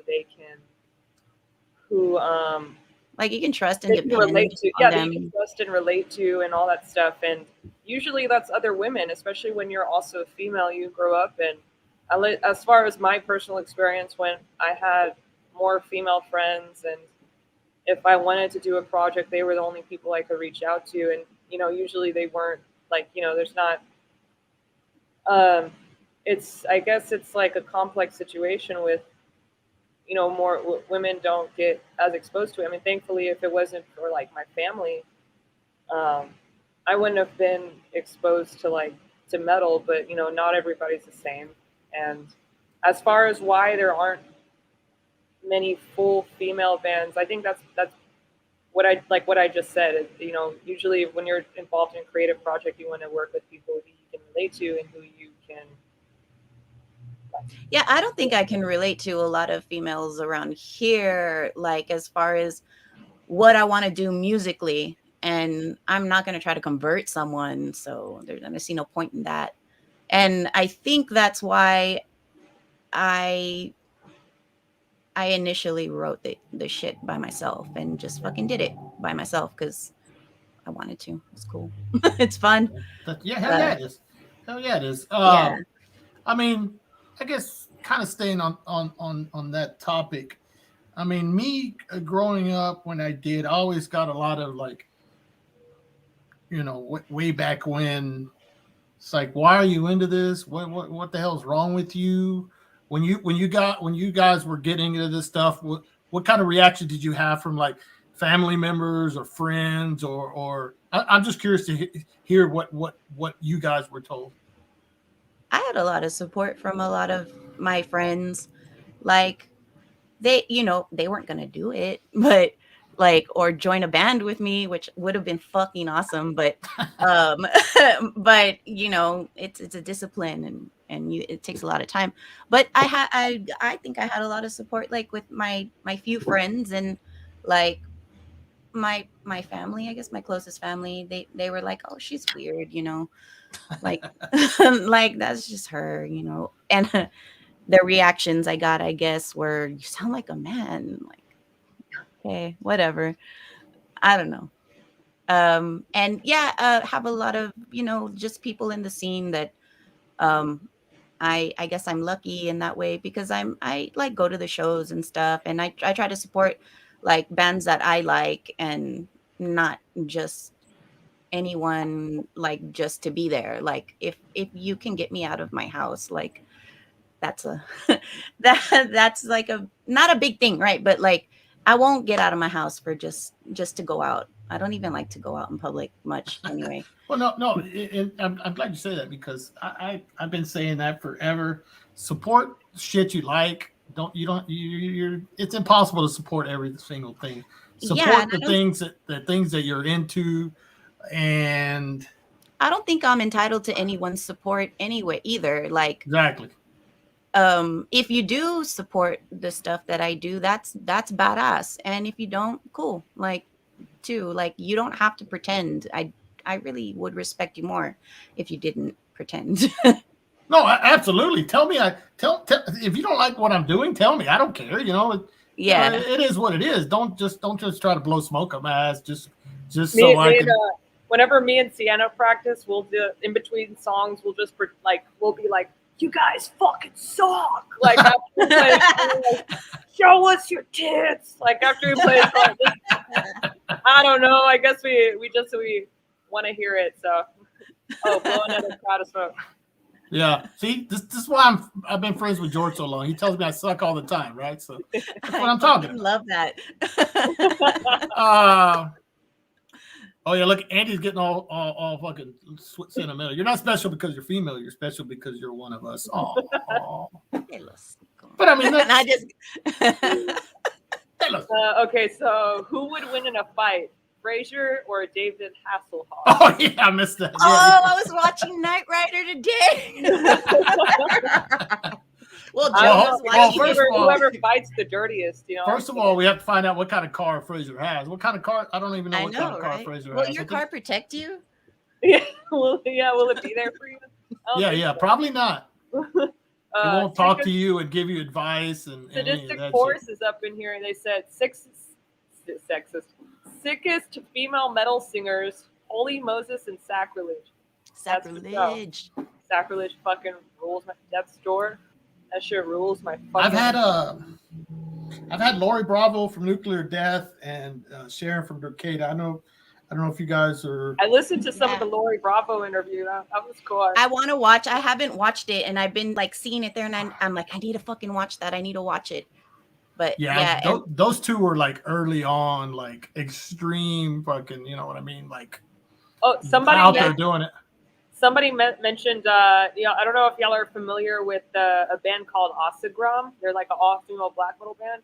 There's a black metal band called Osagram. I think some of the members are from like Germany. Some of them are from the Netherlands. I don't know. But they're playing the night before our show that we played together at the White Swan. So they're playing January the 21st. And they're like an all-female black metal band. It's Satanic Hispanic Productions. Oh, shit. That's going to be a sick ass show. Yeah. That's badass. Yeah. So, what was I going to say? I was looking at some comments too, but Lily's like fucking like keeping track of all the comments on here. So I'm making sure I don't miss. And Andy says chivalry is not dead. Yeah, exactly. Chivalry's not dead. And Freddie Mercury, that's right. I agree. I don't know what this means. Is it live show tonight? No, that we have our show January 22nd. So that's okay. 2 weeks from now. There it is right here. There's a flyer. You don't want to see it. All ages. It's all ages. So if any of the young bucks want to come out and get crazy, they can. So yep. Exactly. Yep. All right. So let's jam the second Merciless Savagery song. Frazier equals Freddie Mercury. I don't know what that means. Fraser is more like I don't know. I'll get to that later. So this song is called "Bleeding for Satan."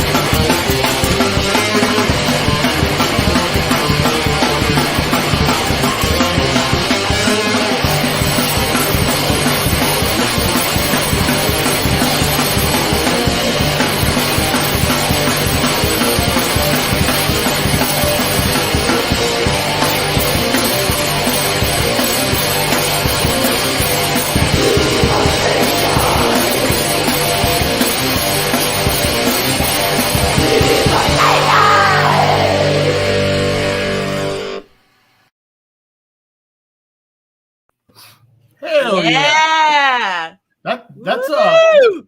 you know what that is? That's a total sing along. I mean, Yeah. everybody That's at the the show is like best one. bleeding for Satan all together, right? Hell yeah!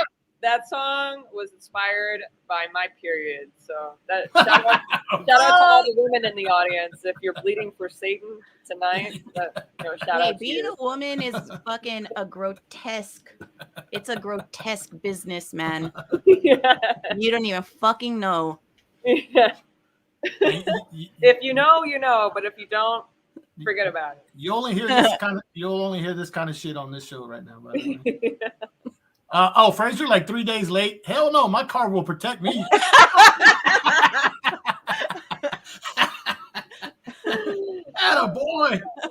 Attaboy, Fraser. Fraser, what kind of car you have? Oh, I'm afraid to ask him because he probably doesn't. Someone said, "What's your favorite female band?" Where are you seeing this shit? I don't see that one. Fraser asked, "Who's your favorite?" It's Fraser. Oh, okay. All right. Your favorite? Yeah, if y'all want to answer that, go ahead. Go first. I can't. I mean, I don't know either. I mean, if it's like all female, I want to say for right now, my favorite all female metal band is actually from back in the day, and that's War Bride.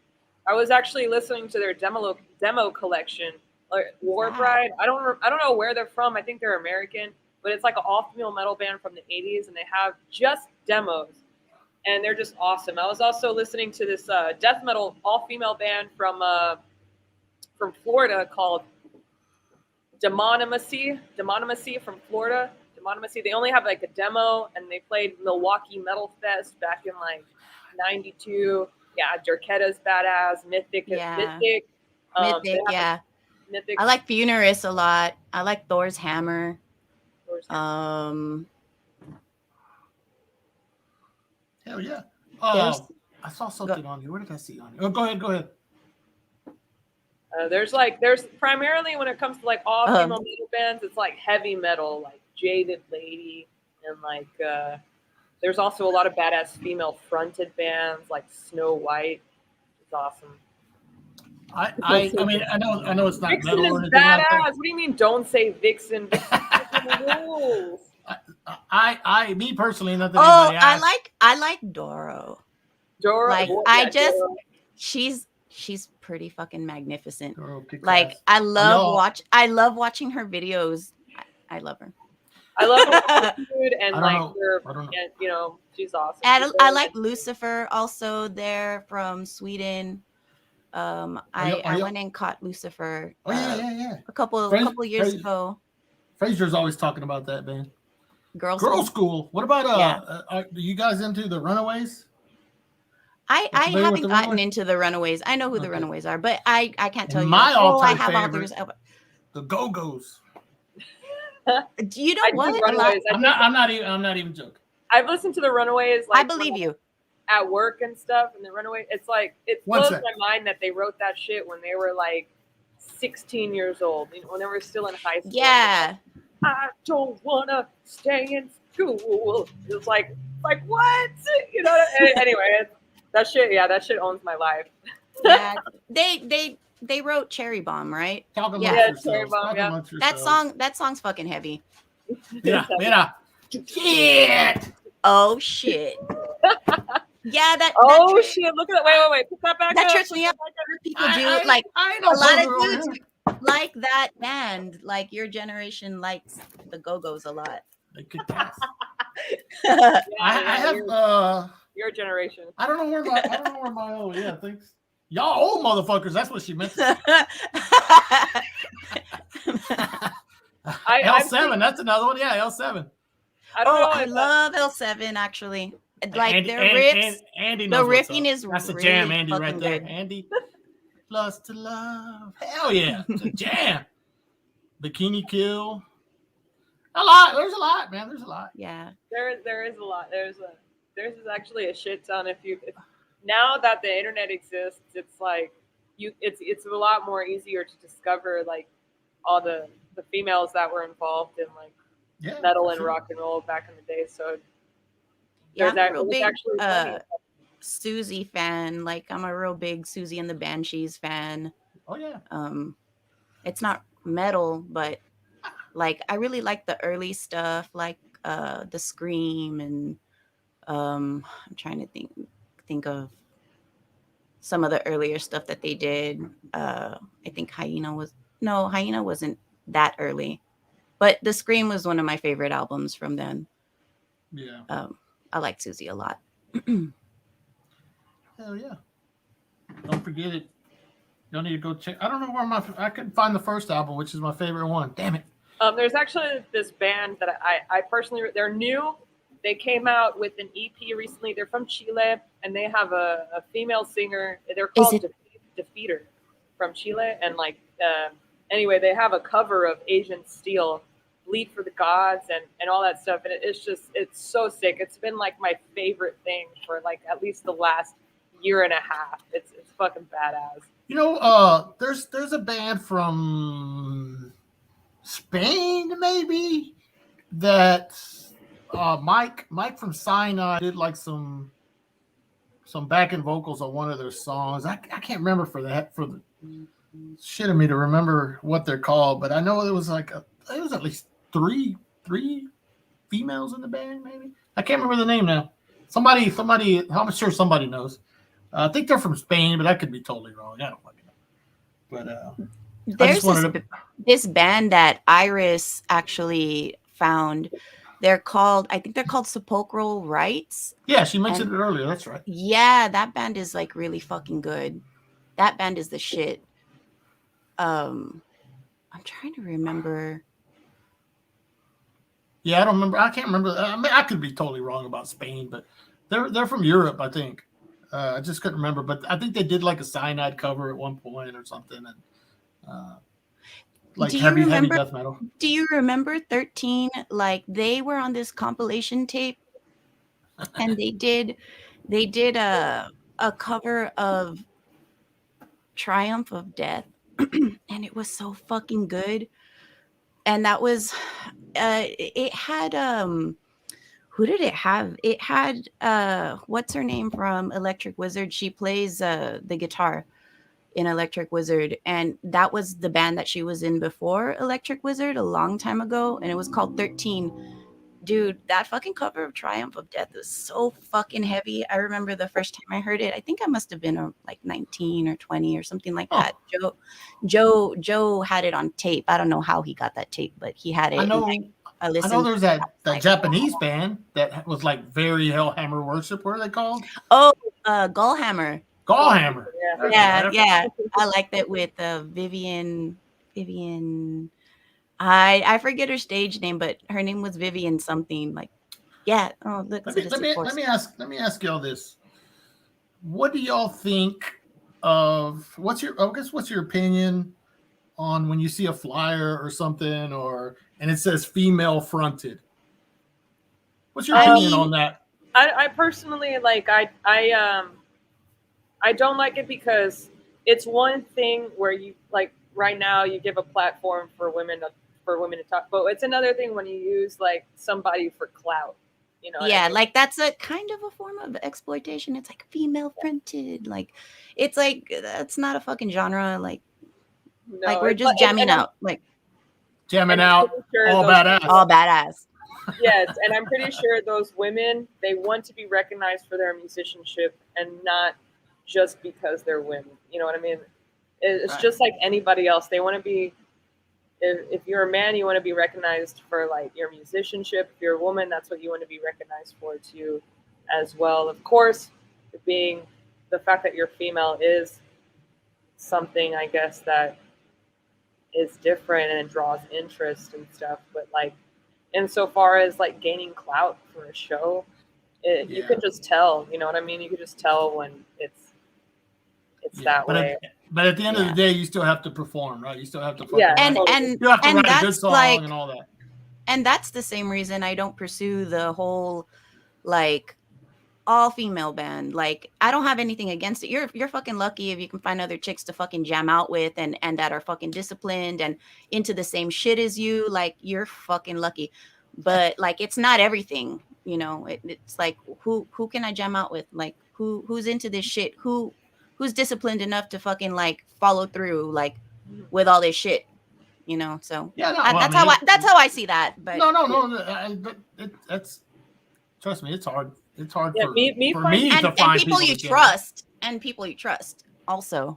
I'm very grateful for the fact that I found Cece as a drummer because it's like it's very rare, especially a drummer. You know, you can always find like vocalists and stuff, but like as far as like drummers go, it was kind of very special, you know. And I really got along with her, and we have like similar priorities and similar goals, so it worked out in the end. But like the fact that we're both females wasn't something that was like I was looking for. You know, I was down to jam with anybody who asked, but I know somebody asked earlier on, like, "Oh, do you want to keep it or do you want to throw a sausage in or whatever?" And it's like, it's not like that's the goal, you know what I mean? It's not like it matters, but definitely if you're like in New York or LA, it might be a lot easier, but because you have more people in your scene. But as far as like Houston goes, there's not a whole lot to pick and choose from. And just. Sadistic Force mentioned Bone Stripper, who I thought was a lot of fun too. Bone Stripper. I don't know if you guys have heard of Bone Stripper. I forgot where they're from. New York, Seattle. I don't remember. Portland. But they used to have like a gimp tied up to like their drum set, and they were like an all female band, and they would perform, and it was bad, but it was also awesome. So and Chastain is awesome, and Savage. I've seen Savage Master like twice. Oh yeah, and I enjoy them more live than I do listening to like their albums. I remember the second time I saw Savage Master was here at Hell's Heroes, and she had like a chalice of blood, and she came out and she was just like, God, and like smashed it on her face, and it was awesome. I was like, that fucking they're really good live. I've seen them live also. Have you guys talked about maybe doing a split together? The two bands? It isn't something we talked about, but like if Well, let's talk about it. yeah, for the show, I mean, it would be badass. It would be badass, but like as so far, we haven't presented ourselves as like a recording band. You know, we haven't put out any official releases, so I don't want to make any like promises. But I would totally be down for something like that. Absolutely. Yeah, definitely. Make it happen. Make it Definitely. happen. Aaron, or somebody. Yeah, and we have a lot of. I'm sure you have access to a lot of recording space too. So Yeah, that she would said be people have been that would be offering to some shit. record them and shit. So. Fuck yeah! I'm like, why is there not? Why is this not released? Like, and I mean, maybe you didn't like go and like put it out there either. So there's that too. But yeah, you guys fucking rule, man. What about collaborating on something yourselves? I mean, Well, me and Noelia, we kind of just met each other, so we haven't actually like this is the first time we've seen each other. Like, I bring people even together. I spoken- bring people together over here. spoken orally. But I'm sure once we get more shows, more songs together, it might be something worth like talking about for sure. Yeah. Yeah. And But I would. you already have an artist that can do this artwork for the split and everything too. Look at that, done deal. It's Joan Jett and the Black It's Cards done. totally We just fucking went- rules. Joan Jett, of course. Joan Someone- Jett someone kicks said- ass. Yeah. Fraser. Someone was like, Calmos, Texas was like, "Oh, daddy, that would rule." Oh, that's Aaron. Yeah, Let's Oh, go there. Throne. that's so throwing Aaron. Yeah. Oh, So what do you guys have planned as far as new stuff? Recording anything coming out, like besides what we talked about already? Who's going for? I guess I'll go. I am still writing stuff. I have like 2 songs that I'm working on so far. I need to get over like this whole release thing and just get back to doing that because like before this was even going to be a release, I was already writing stuff. So that's where I'm at with that. But I'm writing. I always write lyrics. I always have riffs. I wake up with that shit in my head. Like it doesn't stop. Do y'all It's my curse. do y'all record stuff on your phone like I do so you don't forget it? Yeah, I record it on video and Yeah, me too. Like, I mean, not just to make sure. I mean, it may suck like 3 weeks later, but it's still there for me to remember that. yeah. It's I have good like or not. I have like a little voice recorder, like an Olympic voice recorder that Wow. I use to record riffs. It has a lot more space, so that way I don't run out on my phone. But yeah, it's definitely have like a bunch of recordings of like shit I would like to hear. So Sam says nice Nosferatu 1979 poster. I'm back there. Thank you, sir. These guys got good eyes. They can see a bigger screen than I can. So, is there a band you'd like to do a split with? I haven't thought about that. Right now, I'd be down to do a split with Lily and Cece. Like that sounds good to me. me as well. I think that's the most like that would be awesome. I do have a lot of like personal recordings that's like primarily like black metal that I fantasize sometimes about doing a split with Holder. It's the girl that's also behind the band Bleeder and all that stuff, and she has like a Holder. She just came out with like not that long ago a full length album called God's Last String or something, Hymns of a Forlorn Peasantry. But anyway, she does like a bunch of solo shit. She's kind of like Noelia here, where she's responsible for all the guitar writing, all the bass and all that stuff, and she has like a drummer to stand in. But anyway, yeah, she just started playing live, and I think it would be badass to do like a split with her as well as a show. Hell yeah. What's I gonna say? I just had something. I had like probably the best fucking comment ever, and I forgot it. Roy says you both need to do a split with Blasphemy. Wolf Skull. There you go. Oh, Wolf Skull, yeah. Yeah, We- I'd be down to do Definitely. a split with Wolf Skull or Black Jackal. Wiretap riff recorder pedal. I don't know what that is. I guess how you record your riffs or something. I don't know. Y'all know anything about that? I don't. Nah. Just use my shitty phone. I don't know. Yeah, just use machine. What I use. I recently upgraded because I had a really shitty phone where like if I recorded like 3 things, it'd be like you're gonna have to delete some shit right now because you don't have enough space on it. I was like, what the hell? And it feels like everybody would have like everybody. Let me show you something. They'd be like scrolling through. I was like, why the fuck can't my phone do that? So you put an extra memory card in there or some shit. Yeah, no, but I'm good now. I'm good now. I can write all kinds of shit because that's all I do. Oh heck, Andy says Hexea split with Maximum Trauma too. Hexea, when you see a Maximum Trauma, I don't know if you've heard the demo, but they just came out with the demo. I think it's called like Fucked Up on Evil. On Evil? Yeah, I love it, dude. I love it. And their fucking lyrics crack me up too. Yeah. You'll cry to your mama. I just remembered. No, I love that shit. I'm sorry. You just no, you're good. You just triggered my the thought I had. I think Lily, you mentioned it earlier. Well, not now, but like when we were talking about doing the show about other like bands with like females that you guys want to talk about. I think you mentioned who'd you mention? I was talking about like I was like, man, it'd be cool to have I think her name's pronounced Zeke. I haven't met her formally or anything like that, but from Church's Side. Yes, from Church's Side. Yeah, she's bad, man. She's fucking killer. I'm like, damn, that girl's untouchable. But she also plays in like Morbosidad and like I think she has her own project too. I don't know how to pronounce it. I think it's like Idris Trine. I just recently listened. Hefner actually, as Fraser mentioned. Fraser, how do you spell that, Fraser? Idris Trine. Hefner actually sent me the demo a while back, and I was pissed off. Yeah, Idris Trine. I was like pissed off because I was like, why the fuck did nobody tell me about this before? What the fuck? Because it's like her solo project. Yeah, it's really fucking good. Oh, and as Andy mentioned, there's also a band out in Seattle. Yes. Called Reviled. I asked her to be on, by the way.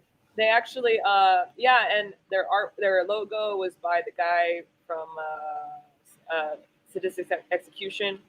Oh, rock, yeah. And so anyway, she's badass. She plays the bass in that band. They're called Reviled. They're new as well.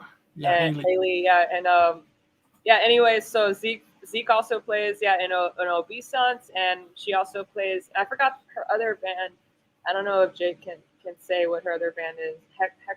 Hexennacht, something like that. And anyway, she's really badass from Texas as well. Plays in Texas from Texas as well. But yeah. And really I also know a bassist from Midnight Burial. They're kind of like a blackened doom metal band, and she plays bass in there.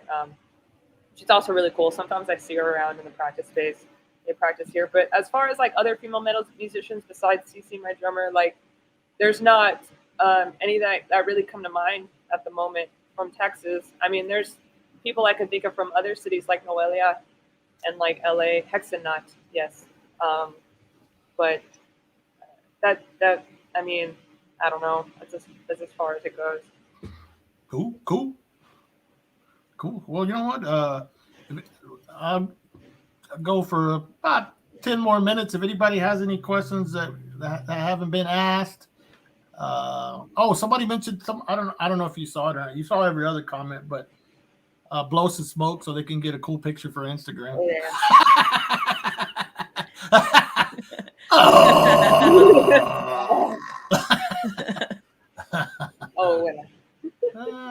Shit. Wait, is that Jake? Is JH? Is this Jake? That is Jake. Maybe Jake from he's also in Morbosidad now too, right?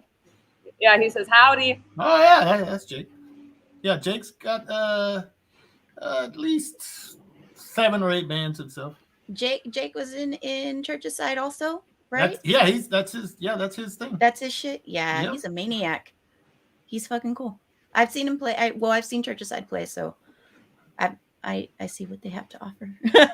They're wild, man. They're badass. I really, really love seeing their show. Someone says Norwegian or USA black metal. Texas black metal, fool. Yeah. What's up with this Norwegian or USA? It's all about Texas. You know what I'm saying? All about Texas. Man. Right. People are like, "You're from America?" No, I'm from Texas. So that they have. Yeah. I Texas, had fool. to go with like, if you want to talk about like the most badass, or maybe it has like more balls, like more like street, say maybe it. like Say USA. it. Maybe USA for sure. There you go. With Vaughn and Yeah, we Oh, had yeah, you're we right. had we had Vaughn, Pro Fanatica, Goat Lord, and fucking Absu. Yeah. Absu, all kinds of shit. It's hard for me to choose. I mean, I like them both. Yeah, it's hard to choose. Like, why do I have? Why to do I have choose? to choose? Yeah. Yeah, Roy. Yeah, Roy. Why do I have to choose, But- Roy? Yeah. Speaking of Roy, check out his show tomorrow. He's gonna have who did I say? Embalmer on tomorrow with him. So check him out. They kicked ass in Houston with Mortician whenever they were here. So Crucifier are death fucking lords, man. Old Crucifier. All right, cool. Well, this has been we're just fucking with you, getting Roy. started. Just fucking with you, Roy. Right? Just fucking with you, Roy. That smash just kicked in. Yeah. What band from your subscribe button? Hit this. Oh yeah. See, I don't ever even do That's that that fucking so. shit. Yeah. I never even do that shit. I always forget. Okay, wait. Masochist Oh. USA. That's for sure. Yeah. I watched that fucking Milwaukee. Grand Belowski, That fucking shit rules. Winds of the Black Mountain, all kinds of good shit from the U.S. Man. If y'all play a show, had a choice, Dark Throne or Venom to play a show with. That's easy for me. Venom. Of course. I love Dark Throne, but Venom. Hey, did y'all see the Venom Inc. play? Yeah. They were fucking badass. I don't care what anybody says. They kicked ass. I got to go to the back and like watch from the side of the stage because Joe opened that show with Spectral, I think, Spectral Manifest. Oh yeah, And yeah. It was fucking cool. It's what we did for our birthday. And like Necrophagia was at that show and I was fucking having the goddamn time of my fucking life, dude, in the back. They were them playing twice. Warhead, dude. They were playing Warhead and everyone was Oh! like, Oh shit, dude. When they play, Whenever you heard so Abaddon, whenever you heard Abaddon, just go. hell yeah. Dude, Abaddon, he's always like going off the stage pouring whiskey in your mouth and shit. I'm like, what? Give me that shit. Oh, here's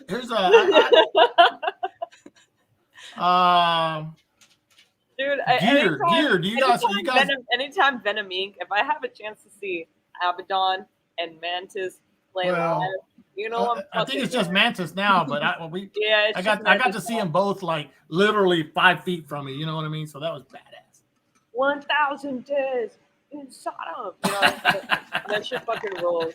It's all right, so somebody asked about Gear. It's been ruling my asshole since day one. That's for sure. Gear. What kind of gear? What kind of guitars do we play? Yeah, what do y'all play? I mean, I have an ESP and I have a Schecter bass. I really am not a gearhead. I'm just somebody who can pick up a guitar and write riffs. Like that's it. But when I was playing bass for like hardcore D-beat bands and shit, and even Total Human Genocide, what other band was I playing bass for? What's another one? There was another one. Total Hate. Oh, I didn't play bass in Poser Hate. Oh, Poser Hate. Yeah. You sang or something, right? Yeah. I sang. I did lyrics and shit like that. That was fun. Yeah, that is fun. We always that's Joe's project, but like for bass, I have this pedal. It's a blower box because I love Voivod a lot, and I don't know why I haven't mentioned Voivod, but I worship Voivod, especially the first two albums, War and Pain and Roar. Especially that fucking sound, that blower fucking bass sound. So gear wise, I mean I have an Ampeg and a blower box and an equalizer and that's it. But I'm not like somebody who has all these fucking pedals, like all the fucking pedals that are back there that belong to Joe, because I just write. I write stuff like that's it. And I wrote the fucking Hexea stuff out of a little fucking, like, I sat in the living room with my ESP guitar and a little fucking Roland amp, and that's how Hexea was born.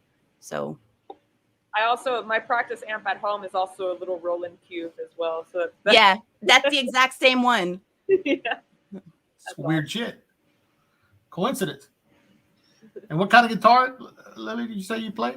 The only electric guitars I have right now are Ibanez, and that's just because the neck is skinny enough for my little lady hands. So I have always enjoyed playing the Ibanez. I have a Ibanez RG. They're both Ibanez RG, but the one that I play right now has a Wizard 3 neck or whatever, and it's like the thinnest neck out of all the guitars, and it just plays like a fucking That's Ferrari. the same reason I like end up with guitars too. Like it doesn't have to be like Do y'all have any acoustic guitars there laying by you? No, I have some. We don't use those anymore. Yeah, we don't use them. Toss those to the side. Yes. I think there's a Takamine, like a Jasmine Takamine in the closet somewhere. It's a good guitar. Taco, somebody's hungry. What?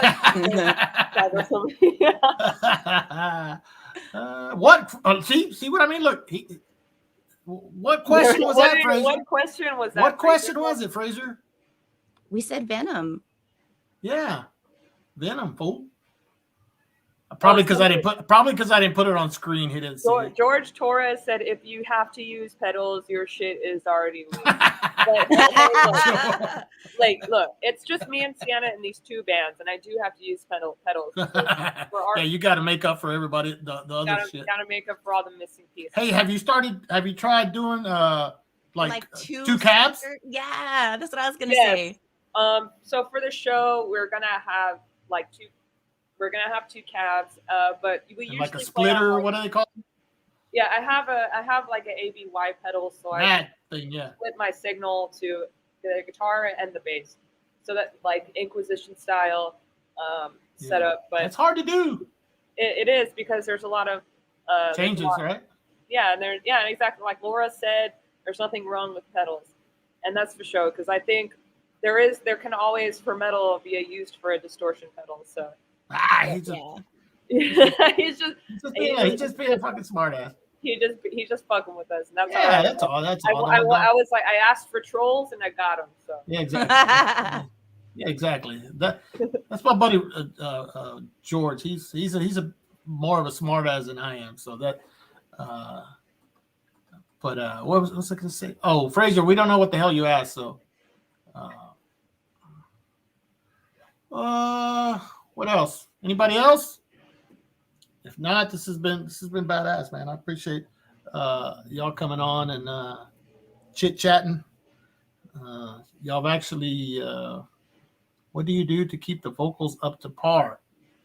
Oh, there's a question. What do you two do to just yell at people randomly down on the street? Hey! I don't know, man. I practice. That's it. Like. Just practice and breathing. Watch your breathing.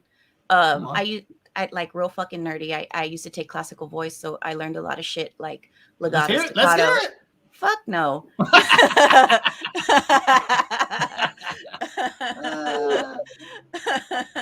But yeah, for sure, like vocal warm ups and stuff, so that way your voice doesn't get all fucked up. Somebody's in That's trouble. True. Every day. Keeps the voice prime and ready. Primed and ready, yeah. Primed and ready like Judas Priest. KK down. George. He's not trolling, he's quoting the scriptures. George put tamales in my head earlier. Damn, I don't think we're ready. I don't think we're ready to end this because a lot of people are drinking. I'm drinking, and a lot of people. Well, no, I mean, if put a party. Yeah, put a party. There's like 50 people watching us right now, so that's Hell yeah. It's pretty Fuck good. yeah. Shout out to all the 50 people watching me. Shout out to my San Antonio and Houston friends. Shout out Fuck to yeah. Alexea and all the women out there who have the fucking primordial fucking rage. Fuck yeah, But dude. yeah, play another song. I would, but I should find that video of your recital when you were 11 years old. That's what I. Hell I no. I was like, "E Lily." Somebody, That's what you did. Andy, send me the link. I know you've seen it. Hey, I sent you 3 songs, dude. 3 songs. Where's that third one? You got Oh, it? you did, didn't you? Fuck. I have to. It's all good. I'd have to put it together, but to play it all on good. here. But yeah. So yeah, this has been cool. Do you guys any other questions? Go ahead. There's still a lot of people watching, so I mean, I want to keep going. If there's anything I haven't mentioned that y'all want to mention, we can plug the show again. Yeah, there we go. January 22nd on a Saturday at White Swan. $10. It's all ages. And come through. And we can all hang out. We can all party. We can all drink. Where's some beer. Laco, fool? Yeah, West Laco. Yeah. Hey, And is then, that Elias? That I think that's Elias. From That's Ruby dark. That's Cross. dark. That's dark. 09 skies. Yeah, and you Recital, have recital. Everybody wants to watch the recital. Everyone's a recital. You guys want to play out of Texas? I'm sure you do, right? What? Are shows important to you? Do you want to play out of Texas? Outside of Texas? I would like to, yeah. Yeah. I want to do like a couple of shows East Coast and a couple of shows West Coast, and hopefully that will come together. Hey, anybody watching on? I know Yeah. there's people in the East Coast watching right now. Set it up. Yeah, that would be real fucking badass. Hey, Lily, you have other shows coming up too, right? You have one in February, Yes. right? I have, Another. Oh yes, yeah. I am playing a show February 19th, also on a Saturday, with Cryptic opening for Cryptic Void once again at the White Swan. So that's going to be February 19th on a Saturday. I am going to promote the fuck out of that show as well. It's also going to be with Brat from New Orleans, which is also a female-fronted band. Surprised I haven't mentioned them, but they're like death metal / hardcore band. Vocalist has very strong vocals. She's awesome, and we're also having Mortuary Descent from San Antonio, which is also a new. They're both new death metal bands, new bands. So I think you said nude. Nude. Nude death metal bands. Definitely not. It's a new You thing. don't have to worry about that, guys. So, but yeah, we're all going to be opening up for Cryptic Void at the White Swan February 19th on a Saturday. So that'll be the show after January 22nd. Hell yeah. Shout out to everybody in West Laco. I think the whole town is tuned in. Where's Laho? Andy says she's having a Free party. show for like their this. movie night, hot dogs, drinks in hand. That's right. San Antonio Hot always dogs does and a party. drinks. That's right. I played at a hot dog shop one time. Fuck That was yeah. pretty funny. Played at a hot dog spot, and also a pizza joint one time. That shit was hilarious. I played at Do you remember the names? cafe. In San Antonio, one of them was San Antonio. It was called Midtown Pizza, and then in Houston it was called. Well, it was out like 290 and all that. Like it was called the Hot Dog Shop. We played twice there. I always laugh like San Antonio, like between songs, like so and so, your large pepperoni pizza is ready or whatever, and then we break into another song or whatever in between the band. So I remember my buddy Ruben like holding like fucking big ass pizza or whatever. Everybody drunk, eating that pizza. shit was hilarious. Those always end up being like memorable shows, because it's like totally different. So if y'all ever get a chance to play like a hot dog shop or pizza place, I highly recommend it. Shit's a fucking taco shop, whatever. It'd be we've got our first call of the night. Yeah. Oh shit. That's Jaime from Unholy Desecration. Oh, all right. Yeah. What a nice Sup, five feet. Jaime? Good. Awesome. Yeah. So cool. Let me see if I can find. Let me see if I can put together Chuck E. Cheese. Yeah, Chuck E. Cheese would be sick, dude. They don't they like not let people like in there, like you can't go there alone as an adult. Really? Yeah, like they're like, nah, you ain't got no kids, like you can't come in here. I like the pizza, man. What do you And mean? I know Kudos to used to- those fools. I used to work next to one and I was like, oh, I want some fucking pizza. And they're like, no, you can't go in there by yourself. I was like, what the fuck? That's weird. Yeah, you gotta have a kid. I was like, well, fuck that. Yeah. So Wow, yeah, I that is didn't get weird. any pizza. Yeah. That's weird. I never. Wow. Who knew? I guess you're not playing Chuck E. Cheese then. Yeah. Won't let you. Take Fraser. This is my kid. Fraser's my kid. So I can play. Oh, hey, I want to mention also, Go ahead. we have a couple shows after the Eclipse of Steel show coming up. Hell We yeah. have Honey and Vinegar violent party gig. Oh yeah, Davey. Yeah, Davey and Christian and Bert. It's gonna be Bert's birthday, and Pius Levis is gonna be there, and Sacro Curse is gonna be there, and Infernal Rot and Hexea are gonna support that show. So we're real stoked about that. I love those guys. Like shout out to them, Honey and Vinegar. Only Big C is real. Yeah. Sangre impura. Well, oh yeah, that's right. That's why I remember that name. Big C was the vocalist. That's right. Yeah. And then we have one other show after that a couple weeks later at the Dungeon. Wait, yeah. is this the name of is that the name of the Chuck E. Cheese band? Reverend Bottom Nightmare Band? Oh, I thought that said amen, but it says I. I said I. Hey, bottoms only.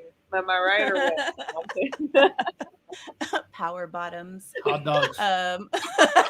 Whoa. Never mind. It's a podcast. Hey. Aleister Crowley and a power bottom. I don't know, dude.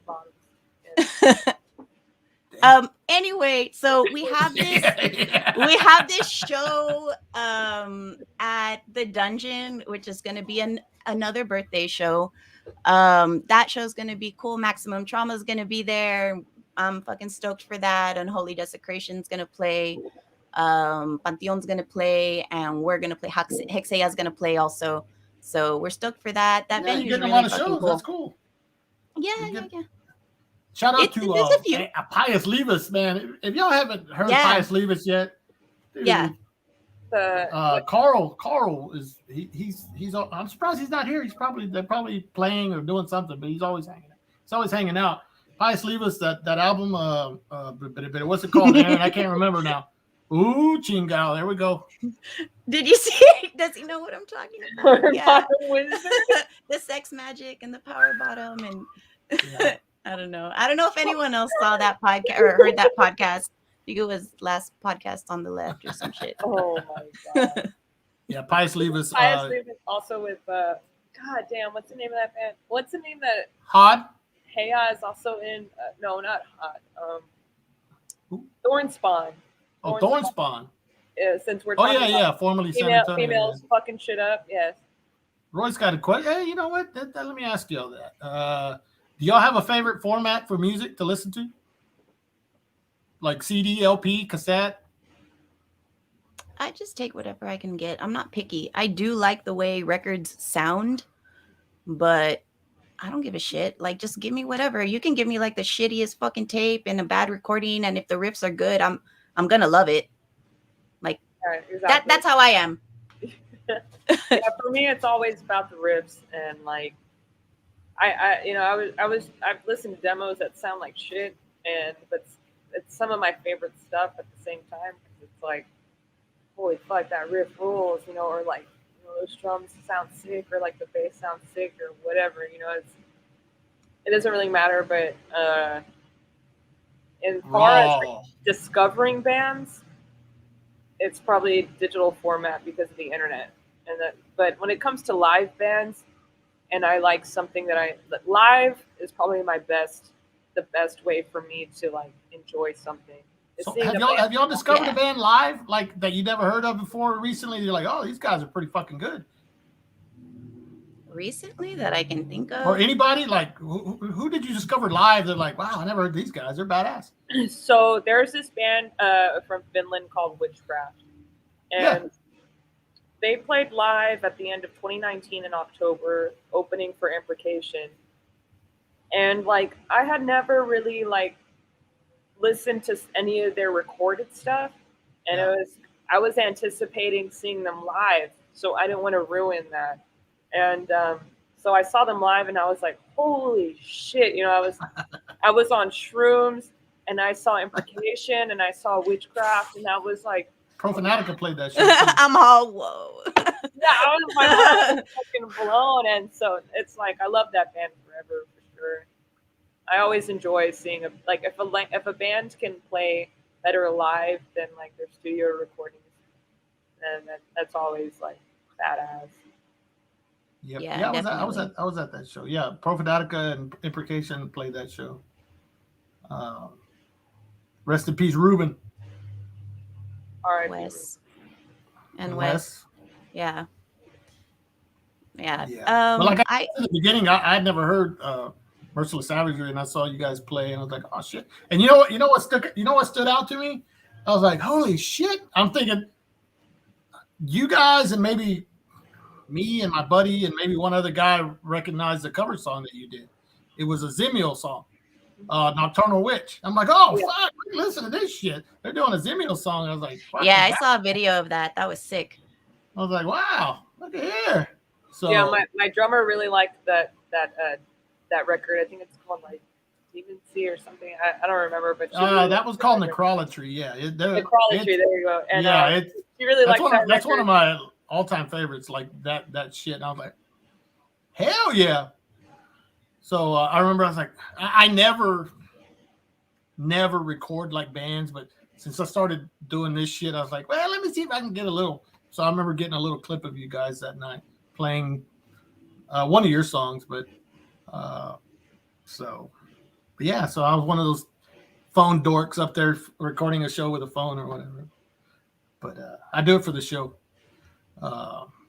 Yeah, Witchcraft those guys have several projects. Black Feast, of Doom. There's another one somebody told me about. I can't remember now, but that's Beharit, like worship, like big time. So, Devastation. Everybody check out the shows I did with Louis from Devastation and Alex Annihilator, Devastation. Check out all the shows, man. Y'all check them out. And what'd you say earlier? Smash something or whatever? Smash that subscribe button. Ring that bell. Ring that bell. Oh, yeah, ring the bell, man. You got to be like overly excited, right? Oh, someone said favorite Imprecation tunes. I really like Ceremony of the Nine Angles. That's been my shirt recently for sure. And that demo, I mean, that the compilations. That what's it called? Yeah. Something. What's it called? I I saw their second show ever. They opened up for Immolation and Goraphobia, like in their early days or whatever. That was actually, speaking of Wes, that was Wes's very first show, like with him too. Recital video, Andy. I don't think I'm gonna get you. I don't think I'm gonna be allowed to play the recital video. Oh wait. Everybody wants the recital video. Let me see if I have let me see if I have the clip. I thought I'd saved it on my phone. I mean, on here. No, I think I have. I don't think I put it on my computer yet. So, sorry guys. Imprecation. Okay, kills. what are y'all? Okay, so what's Yeah. everyone's favorite local band? Favorite local band For who? Y'all? Yeah, go ahead. for the both of y'all. Oh, you're asking me a question? Everyone, yeah. Local band? here right now. I think right now for me, my favorite local band is probably Sangre en Pura. I'm trying to think of who else is around Do here. they have a demo out? Right, they do, right? Yeah, they do. They do. Juan, I want my tape. No, I bought a tape from them, and their merch got left in El Paso, but I wanted to buy some shit from them before they went over there because they played a badass show over there. But right now, I think that's my favorite local band. I really like Unholy Desecration. Um, who else? On the like for extreme music, that's it for me. I mean, obviously, Um, after Merciless Savagery, it would have to be some. Now, actually, I like whatchamacallit, Dream Shake. I like that band. It's like fast, really fast hardcore. I like that band. I've caught some clips of their shit. Like they're really really good. Yeah, that's Oh, a good and band. I mean they're not local, but yeah, they kind of are. But like I love Dagra, like Joe's band Dagra, Joe and James. But like Yeah. two of the members are in Austin, so I mean yeah, they're local. I Yeah. love them. They fucking grind real hard, and and and and of, and it's weird and dissonant and weird like drumming patterns, rhythmic patterns, and Ryoko, I have to give a shout out to her because she's one of my like favorite vocalists. She used to be in Clint Eastwood, and she does the Clitty Cat comics and shit like that. But she's somebody that I look up to as a vocalist for many years, and I was lucky enough to do I think we did a Poser Hate song together called No Answers Here, and it's pretty badass. I like it a lot. She wrote we let her have like free reign on the lyrics. Joe wrote the music, and then we put the vocal patterns together, and it's pretty heavy. And yeah, so Dagra locally for me. oh yeah. What Also, about you, Lily? For me, locally, there's maybe like, so last few years, Imprecation, me and my friends were like, we have to see Imprecation every time. And of course, like, R.I.P. Ruben, and it's also been Cryptic Void from Houston as well. They're like a grind slash death metal band, and they always kick ass live. So those are probably like my two favorite bands. Of course, Wolf Skull as yeah, well. I love them. Very dedicated, definitely keeping the flame alive of like evil metal here in Houston. There's not a whole lot of like evil metal or like speedy metal bands here in Houston, as far as I know of. There's definitely like bands playing. There's punk bands. There's like some thrash metal bands and stuff. Um, but insofar as evil metal or the old school style treatment, I don't see a lot of it. So this next show we have coming up is sort of like a dedication to that. The bands that kind of I feel like personally are keeping that sort of like traditional metal flame alive. So if y'all want to come out and see that, just come through. Yeah. Support. There it is, Houston, Texas. So, Active Shooter, Peasant. Man, I haven't heard Oh that name in a damn, while. Active Shooter's wild. Like they're badass. Dagra played with them also at La Playa. It's hot as fuck in there, man. But yeah, They'll play that in show La was Playa. yeah. I like Daggerhead from Houston too. They played that show. Daggerhead's badass. I remember seeing one of the first Daggerhead shows that I got to see at was at a destruction demolition party or something like that, and it was like at a warehouse that was due for demolition the next day, and that was an insane show for sure. Whoa, that's cool. Someone had mentioned Asada earlier, and Mo's in Asada. He's the one he's drumming for Hexea. and I think we played we opened for them before at Rudyard's here in Houston. We used to be called Incest after the Sodom song Incest. So before we Oh yeah. and we opened for Asada that night on New Year's. So that was badass. It was also a Shitstorm Trooper played that show. Yeah, I think I Also, remember like, that. Female fronted grindcore band.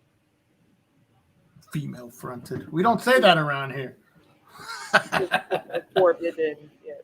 Hey, let me plug my fucking shit up. let me plug my show next Thursday. Hey, I'm gonna be playing something nobody's ever seen. Back in 2007, Impetigo did their like one reunion show, and they had some rehearsals. And today I got a rehearsal that nobody's ever seen, so I'm gonna be playing some of that on the show. Nobody's ever seen it. I don't think all of Impetigo's ever seen it, so I'm going to be playing that. So those of you that are tune in, God damn it. Oh, I got somebody that wants to ask you guys a question, but he'll probably like freeze and all that crap like he always does. What's up, fool? What's up, biatch? What the fuck? Whoa. Calm down, dude. Calm down, dude. What your first 3 words? Ya no le des. Is a I'm a cuss crazy word. white boy. Okay, what do you expect? Well, I expect you to be classy and respectful, like we are on this show. All right. Whatever. Oh shit! What do the comments say? The comments. Oh, they say you're so. Comments. They say you're so beautiful. Show us your tits. More Nah, tits. I ain't say that shit. More clits in the pit. No, I'm playing. What? Oh, I was like, damn, where were those? What are those? More of those.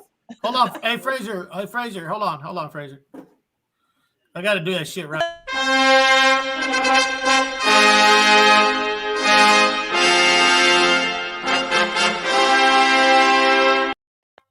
There he is. All right.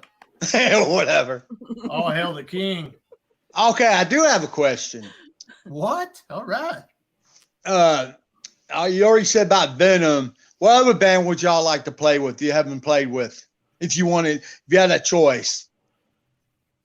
Well, it's fucking impossible, but I would like to play with Bathory. Bathory, yes. If they were still alive, that's a definite 100%. There's a couple bands from LA that are, since we're on the topic, they're also females fucking shit up. And they're called Auxilio. And they're also in a band called Psychotic Scum. And they're also in Ritual Moon. And I think it's Ritual Nude? Ritual Moon. I said a nude. This guy hears what he wants to hear. Hell yeah. But those would also be definitely bands I would also want to play with for sure.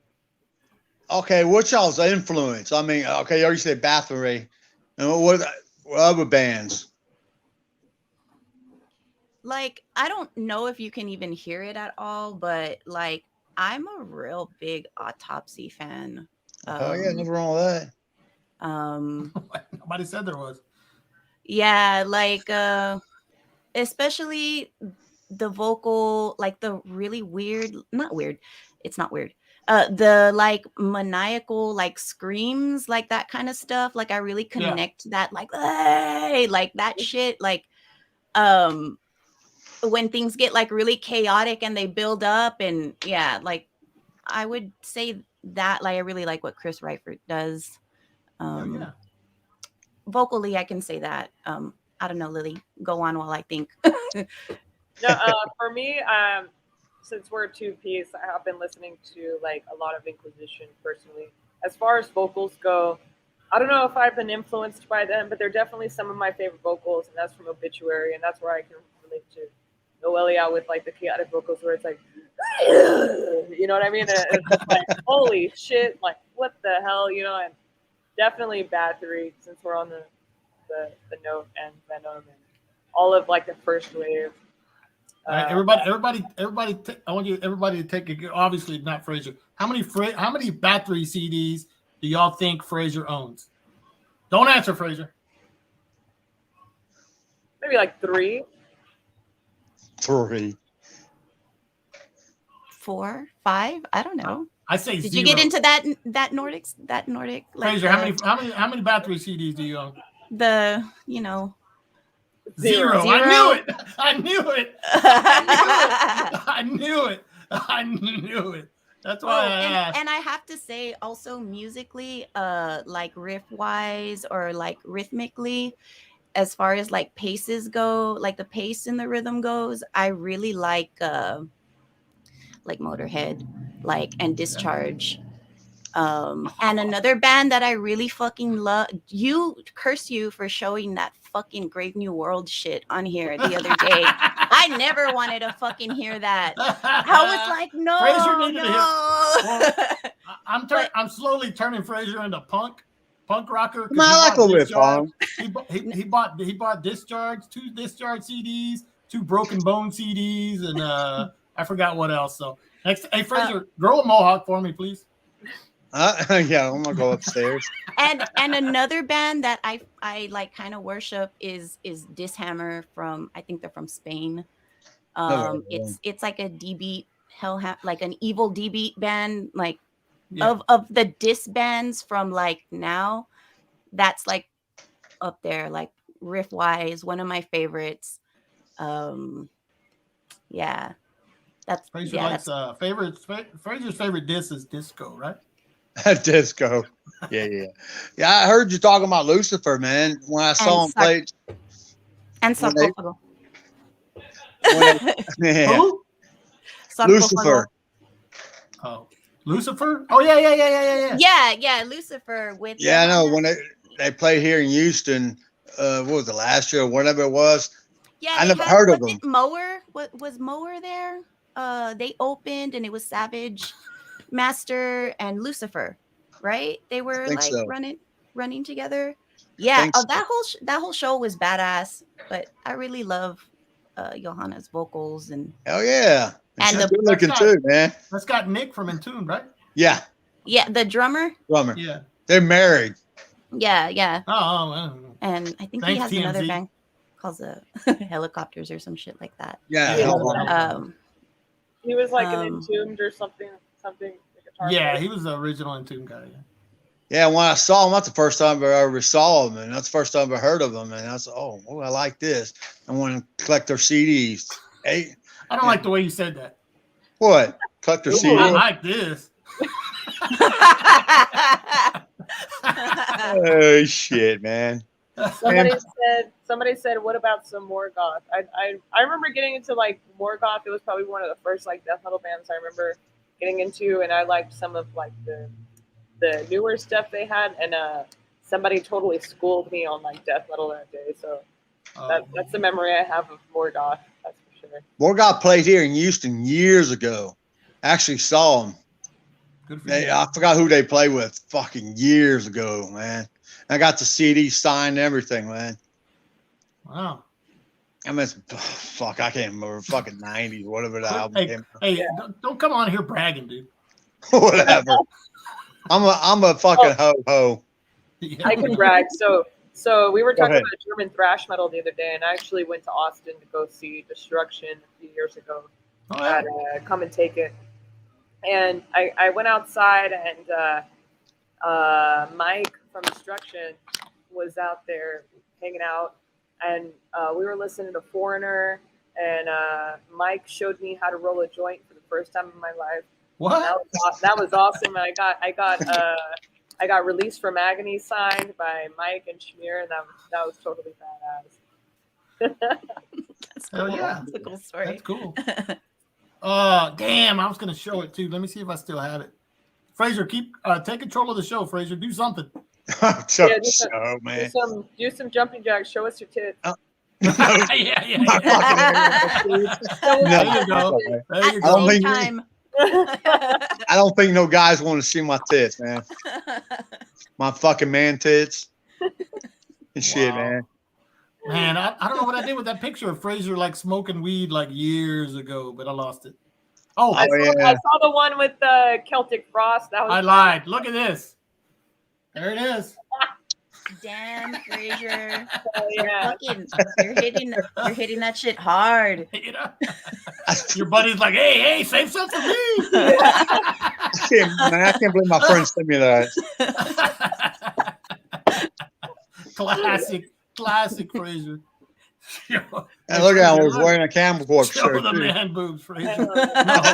That's all right. Hey, seriously, if anybody, if you haven't watched the video I made of Frazier walking around his house and us like completely just ragging on him, go watch that shit. That shit is fucking hilarious. I showed my coworkers that too, man. Hey, I'm glad somebody's catching my jokes, man. Thanks, Andy. Andy, her and JD caught that. But yeah, that's Frazier smoking weed. Y'all watching TMZ. Yeah. Well, Frazier said somebody was married to somebody or some shit. I don't know. So he's up on his Hollywood stories or whatever. Oh. I see. You just said something a minute ago. Together. Yeah. Hold on a second. I don't have that Celtic cross picture, but that was amazing too. Right there. Oh, is that it? Yeah, there we go. Yeah, Tom Araya is just hanging all over. Tom Warrior is hanging all over those girls, and Frazier's like in the bag, like he's all, and he's got like his workout headband on, and it looks like that's just amazing, dude. Tom Warrior has no idea. Tom Warrior has no idea you're there. We expect. I'm a dude, man. He has no idea you're standing there. You know, it's so funny. I still have that damn jacket. It don't fit my fat ass and shit. Hey, I'm gonna go get it. Go get it and try it on for us. All right? No, that's all right. No, do it. No, I'm all right. Frazier. What? Go do it, dude. I'll put you. I'll take you off like that and put you back on. All right. Go do it. Okay, let me go find it. Hold on. Y'all go. Yeah, boy. There you go. Frazier. Oh, anyway. Andrea, Andy, she says, show your destruction feet tattoos. What? So I have this little hand poke tattoo that Andy. All right, let me put you solo here. Let's see that. So Andy gave me about a tattoo at 19 years old. I think it was 19 or 20, and it says "Survive to Die" after the Destruction song on Release from Agony. I don't know if I feel like taking off my boots, but I might. I might as well. Hey, Frazier's gonna. You know what? I need to get that fat guy in a little coat song going for Frazier. Yeah. From Tommy Boy. I hope y'all don't mind Frazier being on here. No. But yeah, that's cool. Yeah, I guess Destruction is your favorite German. Is Destruction your favorite German thrash band? Got to be, right? Yes, it is. It definitely. You smoke weed with Mike, and you got a tattoo, and so he taught you how to roll a joint. He did show me how to roll a joint for the first time in my life, and it was damn. That's such a fucking good story. It's amazing. Now this is funny. At the threat of being kicked off the show, Frazier went for a wardrobe. He nailed it. Yeah, that picture does roll. I never get tired of that picture of Frazier like off in the distance. So that's him off to the side. Yeah, the one with the headband. He looks like yeah, exactly. But he still has the Yeah, I was gonna say, who's that hater over there? After Cherry Orchards, it was fucking over. That was on the 80. I think he said it was 1986. It was Celtic Frost, Voivod, and who was the other one? I can't remember right offhand. But yeah, he saw them when they were still badass. And then he saw him. He did see him on the Cold Lake tour too. Man, I would see them on the Cold Lake. That shit was horny. It was awesome. It was sick. The way I don't know if I've ever seen him during that era. Him singing like the old songs like Jewel Throne. He just totally like wusses them out. He's That like, sucks. 2, 3. They're just yeah, exactly. Just terrible. Look, they're saying you're a tease. No tattoo, no recital video. Hey, if you have oh my God, hold on. I hope y'all are ready for this. Can y'all see Fraser in the background like I can or no? No. Okay. Well, yeah, this is fucking amazing. Hold on. Here we go.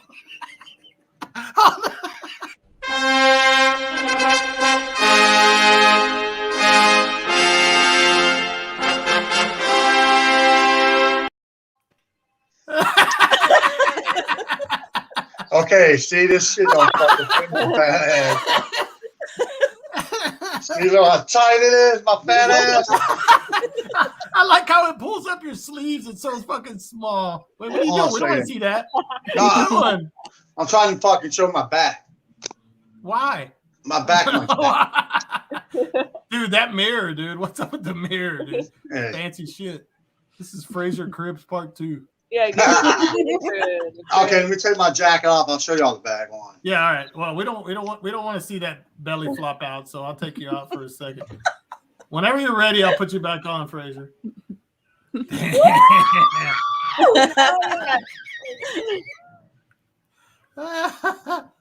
Was it Exodus? I thought it was Celtic Frost. I can't remember who it was. But where is he back? Let me see. No. Let's see what what this. What the hell? I better get that. He won't be able to get out of it.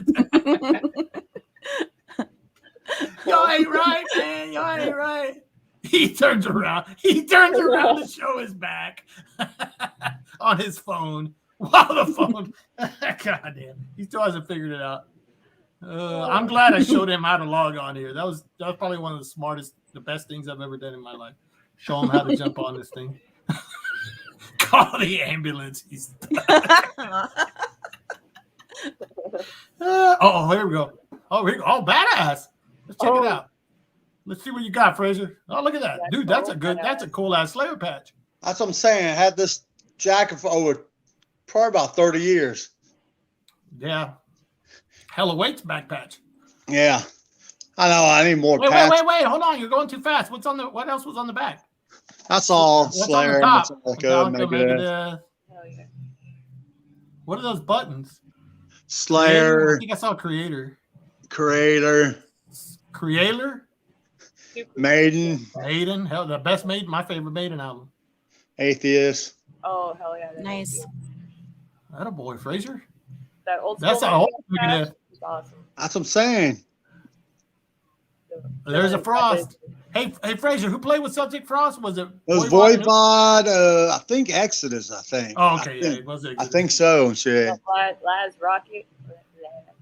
Hell yeah. I like Laz Rocket, man. Hold on a second. Go back to my phone. Give me. Yeah. We'll let you get ready. Creoler. Y'all missed some classics. Fraser calls Alex Cooper. I can't remember. Andy, remind me who else. Oh my God. All right, Fraser, do you have any more questions for them or not? Yeah, man, I want to stay on. Y'all go ahead and talk. I'll just shut the fuck up. So that's impossible. Speaking of Alex Cooper, they actually played here in Houston at a White Oak at the outside stage. Maybe like a year or two ago, I don't remember. And I got to see them. I got to be next to Alex Cooper, like right in the front with since we're on fucking females fucking shit up. Yeah. With I forget what her name is. Oh, Nita Strauss or something like that. Strauss. She used to be in the Iron Maidens, and now she plays for Alex Cooper. Oh, I've seen them play before. They're fucking badass, dude. And it was badass. She was like looking real buff, looking real awesome on stage, and I was like behind the bars, and so I had heard that if you crawl underneath the barricade, you can go, and so I crawled underneath the barricade, and I got to see Alex Cooper like front row and Nita Strauss, and that was awesome. Alex Cooper rules. Fraser lasted a total of 15 seconds without saying a word. Unbelievable. Y'all got any questions for Fraser? No, exactly. So for those of y'all that this is the first time maybe I've seen me and Fraser interact. We're just bullshitting around. So a lot of people, man, why are you such an asshole? It's like, man, y'all don't know the half the shit that he tells me. And he sends me like the I don't even want to begin. Hey, you saw the video I sent you today. Yeah, he sent me something. I don't even want to get into it. So Fraser, what's your most memorable show? What's probably in the show fuck, man. I don't know, man, because I used to drink so heavily, man. I can't remember that shit, man. He has mentioned seeing AC/DC at Astroworld. So what was the band that the Alice Cooper at Astroworld? Oh yeah, fuck it. I don't like Cooper, man. I cannot stand him, man. That's my opinion. On I saw him live and it was really cool. It was that's a lot cool, different. man. Yeah, from listening to record stuff. He's been around since what, the 60s or 70s or something like that. I know at least 70s. Yeah, and he's very popular, but nah, it's not my style. My cup of tea. Not my cup of tea. Someone mentioned they were drinking Earl Grey tea earlier. Joe. Yeah. That was Joe. Joe. Yeah, he did. He mentioned that like a couple times. But yeah, Fraser recently started drinking non-alcoholic beers, so I do have somebody drinking tonight. The Heineken. I used to be a heavy drinker, man. That's why it got me in trouble with the law. Yeah, we know. But why don't you just drink like a carbonated soda or something? All right, Fraser. Fraser he's mentioned it several times, but he fell asleep. He fell asleep at a stoplight with his foot on the brake. Somehow his foot didn't come off the brake, and a cop started banging on his window and woke him up and took him to jail basically because he was plastered. So I think we've all been there, or I think most of us have been there. So it's all good. Not asleep, but yeah. Maybe awake. Oh no, he wasn't. He was. I was so fucked up, man. I don't remember fucking. To be honest, I don't remember driving home. I was partying with Wes and Matt Hefner and shit, the Hefmeister. That motherfucking pussy needs to get on, man. Yeah, I'm like, where's Hefner? Fucking, I texted his ass out. He was with Sal earlier, I think. I don't know. But how many tattoos? Fraser has no tattoos. No tattoos, man. I can't. Hell no, not my job. Oh, they do have, people do have tattoos on my job. All right, Fraser. Any last words before I cut your ass loose? No, just leave me on. I won't say anything. I like to. You said that a while ago. Okay, I'll leave you in the background, and I can guarantee you won't say a word. Look at that. He's flipping me off in the background. All right, Fraser, shout out. Who do you want to shout out before I let you go? Come on. All y'all, I'll be seeing y'all in a couple of weeks. You're gonna go to the show? Yeah. All right, look at that. There's one. Yeah. So everybody else needs to go. Fraser, you're gonna buy. I don't buy CD guy. Will there be HEXELLA CDs? I hate tape. Bring the vest. Bring the fucking vest, dude. Oh my god. My pregnant ass up. Hey, maybe let one of them can wear it on stage or something. He don't Your want badass vest. My fucking smelly ass vest. You know what's so funny? I'm gonna admit this, man. I don't give a shit, dude. I washed that vest maybe twice in my lifetime. All right, with that, see you later. All right, that's enough of you, Fraser. Will Fraser get the CD signed? Oh yeah, I know Lily said you had cassettes, but maybe there'll be a HEXELLA CD he can get because he one time he got the singer of Overkill to sign like 20 CDs for him. It's ridiculous. Yeah. So I'm guilty of that. Yeah, but 20? 20? Like, not 20, maybe like No, he did 11, 20. He was literally 11 20. CDs. One time I was gonna get Killjoy to sign like 15 of my CDs, and I just didn't. Yeah, but I don't know what the fuck, why. Like, I just like decided not to. well, but you I just really, that's like one of your, you mentioned earlier, that's one of your all-time favorites. Frazier Yeah. does this shit. Frazier does this shit for everybody. You know what I mean? It's not just like, like Yeah. if I were to meet like Angus Young, I'd be like flipping out or something like that. You know what I mean? I would shit myself. I'd be like, I'm sorry, Angus Young. I just shit my pants. yeah. Signing, please. I mean, if I met him and okay. I mean, I probably wouldn't be able. I'd be fucking stuttering like I am now. Just he's not even here, and I can't talk about his ass. Makes me it makes me fucking shit myself. I did that shit to Satyr from Satyricon, and I was like, and this one, and this one.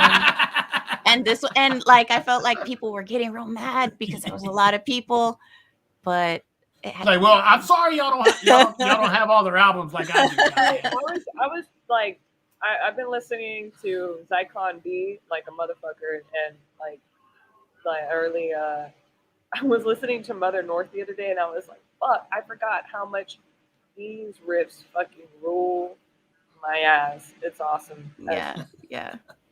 That's the one with the one from Norway. There was another one from Chicago too. Y'all should check out, called Zyklon B. That was fucking great. Speaking of females fucking shit up, I got my Nashville Pussy shirt on. Ah, there you go. I don't know if anyone knows who Nashville Pussy is, but they're they're a band I think from the 90s, and they play like rock and roll, and they have like this guitar player, and she's kick ass. I saw them for free maybe a year, 2019 or something, and I had never seen them before. One of the War Brothers, if anyone knows the War Brothers here, shout out to Abbas and Ayad. I love those guys. They the got Fearless me Iranians from Hell. Yeah, hell yeah, and they got me into Nashville Pussy. They invited me to the free show, and it was badass. It was awesome. Yeah, Aaron and Andy like them.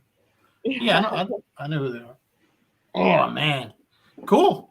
Well, this has been awesome. Appreciate everybody hanging out.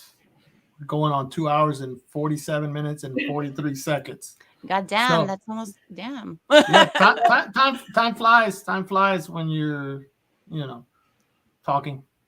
But no, this was cool. Time flies when you're talking. It flies when you're talking about fucking females fucking shit.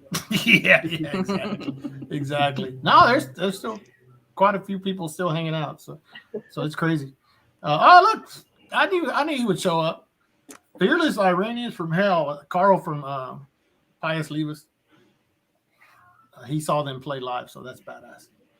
Hey, Roy, I appreciate it, man. Check out Roy's show tomorrow. You make everybody, like I mentioned before, go check out the HEXELLA and Merciless Savagery band camps. Buy some shit. Put up that flyer again. I'll put up the flyer. Where's it at? Let me find it. There it is. This is in 2 weeks from tomorrow, I guess. Yeah. No. Yeah, 2 weeks from tomorrow. This show is at the White Swan in Houston, Texas. With Wolf Skull, Sadistic Force, Exile, Maximum Trauma, HEXELLA, and Merciless Savagery. This will be HEXELLA's very first live show. So go there and witness history, man. Hey, there be people saying like, oh yeah, and this definitely this show set the record for most smoke ever on a show. So appreciate that. Yeah, just so and like, there's another one. Ted said he's gonna be there. All right. Sam, appreciate it. Aaron, appreciate it. Fraser's getting love for whatever reason, but Man, he pulled out the jacket. look at no. Look at him. Look at him. He's not even here. He's like, hey, wait till 11. Like, whatever, Fraser. Whatever. So, would you like to give any last minute plugs or shout outs to anybody? This is the time. Shout out to all of the Merciless Savagery supporters and all of my ladies out there.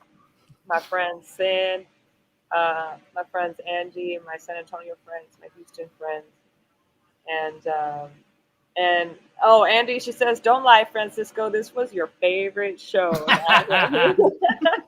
But I hope you do another one of these, Francisco, especially with maybe a few other. Yeah, no, this is cool. Like I said, I've asked Haley, but the whole time difference thing is kind of weird, you know. But I can do one where it's 5 or 6, you know what I mean? 5 or 6 people where I just come on here and just, you know, do the same thing basically. And what else was it? Oh yeah, anything else? Any other shout outs, Lily? Noelia, you want to shout out anybody? Yeah. I just want to give a shout out to Neighbors Aberrations, Andrea and Raul and Aaron, to you, Lily, Merciless Savagery, and you know, all the bands that have been fucking sharing our shit and just giving us the fucking time of day. Like, wasn't fucking expecting that, so that's really fucking badass.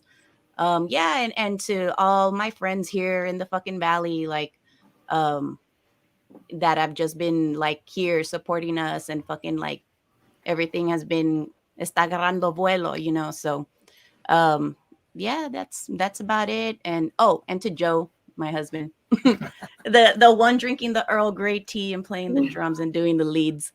Yeah. And yeah, just everybody that's been helping us on the way, you know, like along the way. So, and thanks, Francisco. Like, you know, you don't have to do this shit, but I'm real glad you did. No, it's cool. Like I said at the beginning, I only bring people on here that do stuff that I genuinely like. So I'm not just bullshitting. I just, you know, keep it underground all the time. Fuck yeah. And I like the rawness. I like the rawness of your bands. Go ahead. Fuck the radio. Fuck the radio. Yeah. There you go. Yep. So, all right. If y'all can hang out for a couple minutes, let me just tell everybody some parting stuff, and I'll keep you on the background if y'all could hang out for just a second. Yep. So again, thank y'all. It was badass. Fuck yeah. This was fun. This was a lot of fun. So appreciate y'all coming out here and giving y'all, you know, perspective on stuff. You know, actually, you know what would be cool if it like blow smoke and then just kind of appear from the bottom up onto the screen, like looking out. There you go. Do it. Blow some smoke. Oh, it's out of juice. Oh yeah, Roy wanted to know what that smoke was from. Actually, that's what he was asking. Oh wait, no, it's out of juice. Oh shit, I thought of it too late. Appreciate it, Andy. Appreciate it, Josh. Dark Skies. Everybody appreciate it. Abel, Rune Cross. Yeah, love you guys. Everybody. Shout out to what was the town? Damn it, I forgot. Weslaco. Shout out to Weslaco, man. Roy say, but I know weed. I know weed smoke more better than anybody. He recognizes that specific type of smoke. So anyway, all right. I'll like I said, hang tight for a second. Oh, she did it. I missed it. So I'll be with y'all shortly.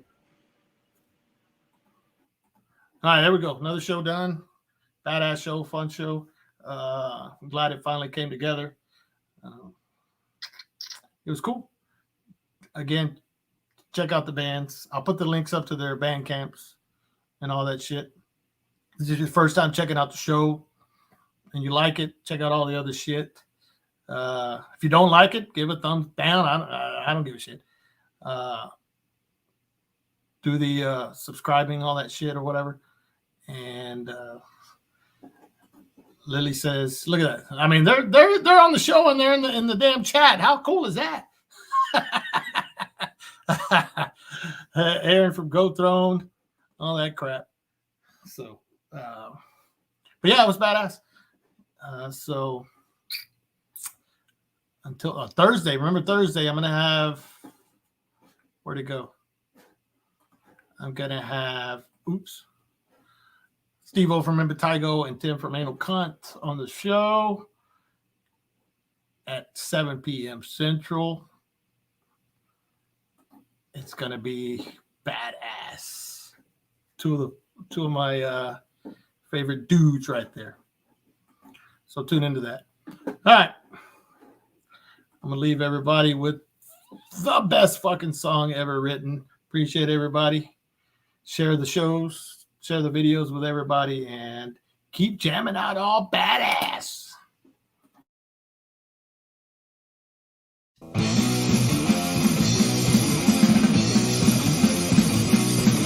Get it up, get it up, get it up, get it up.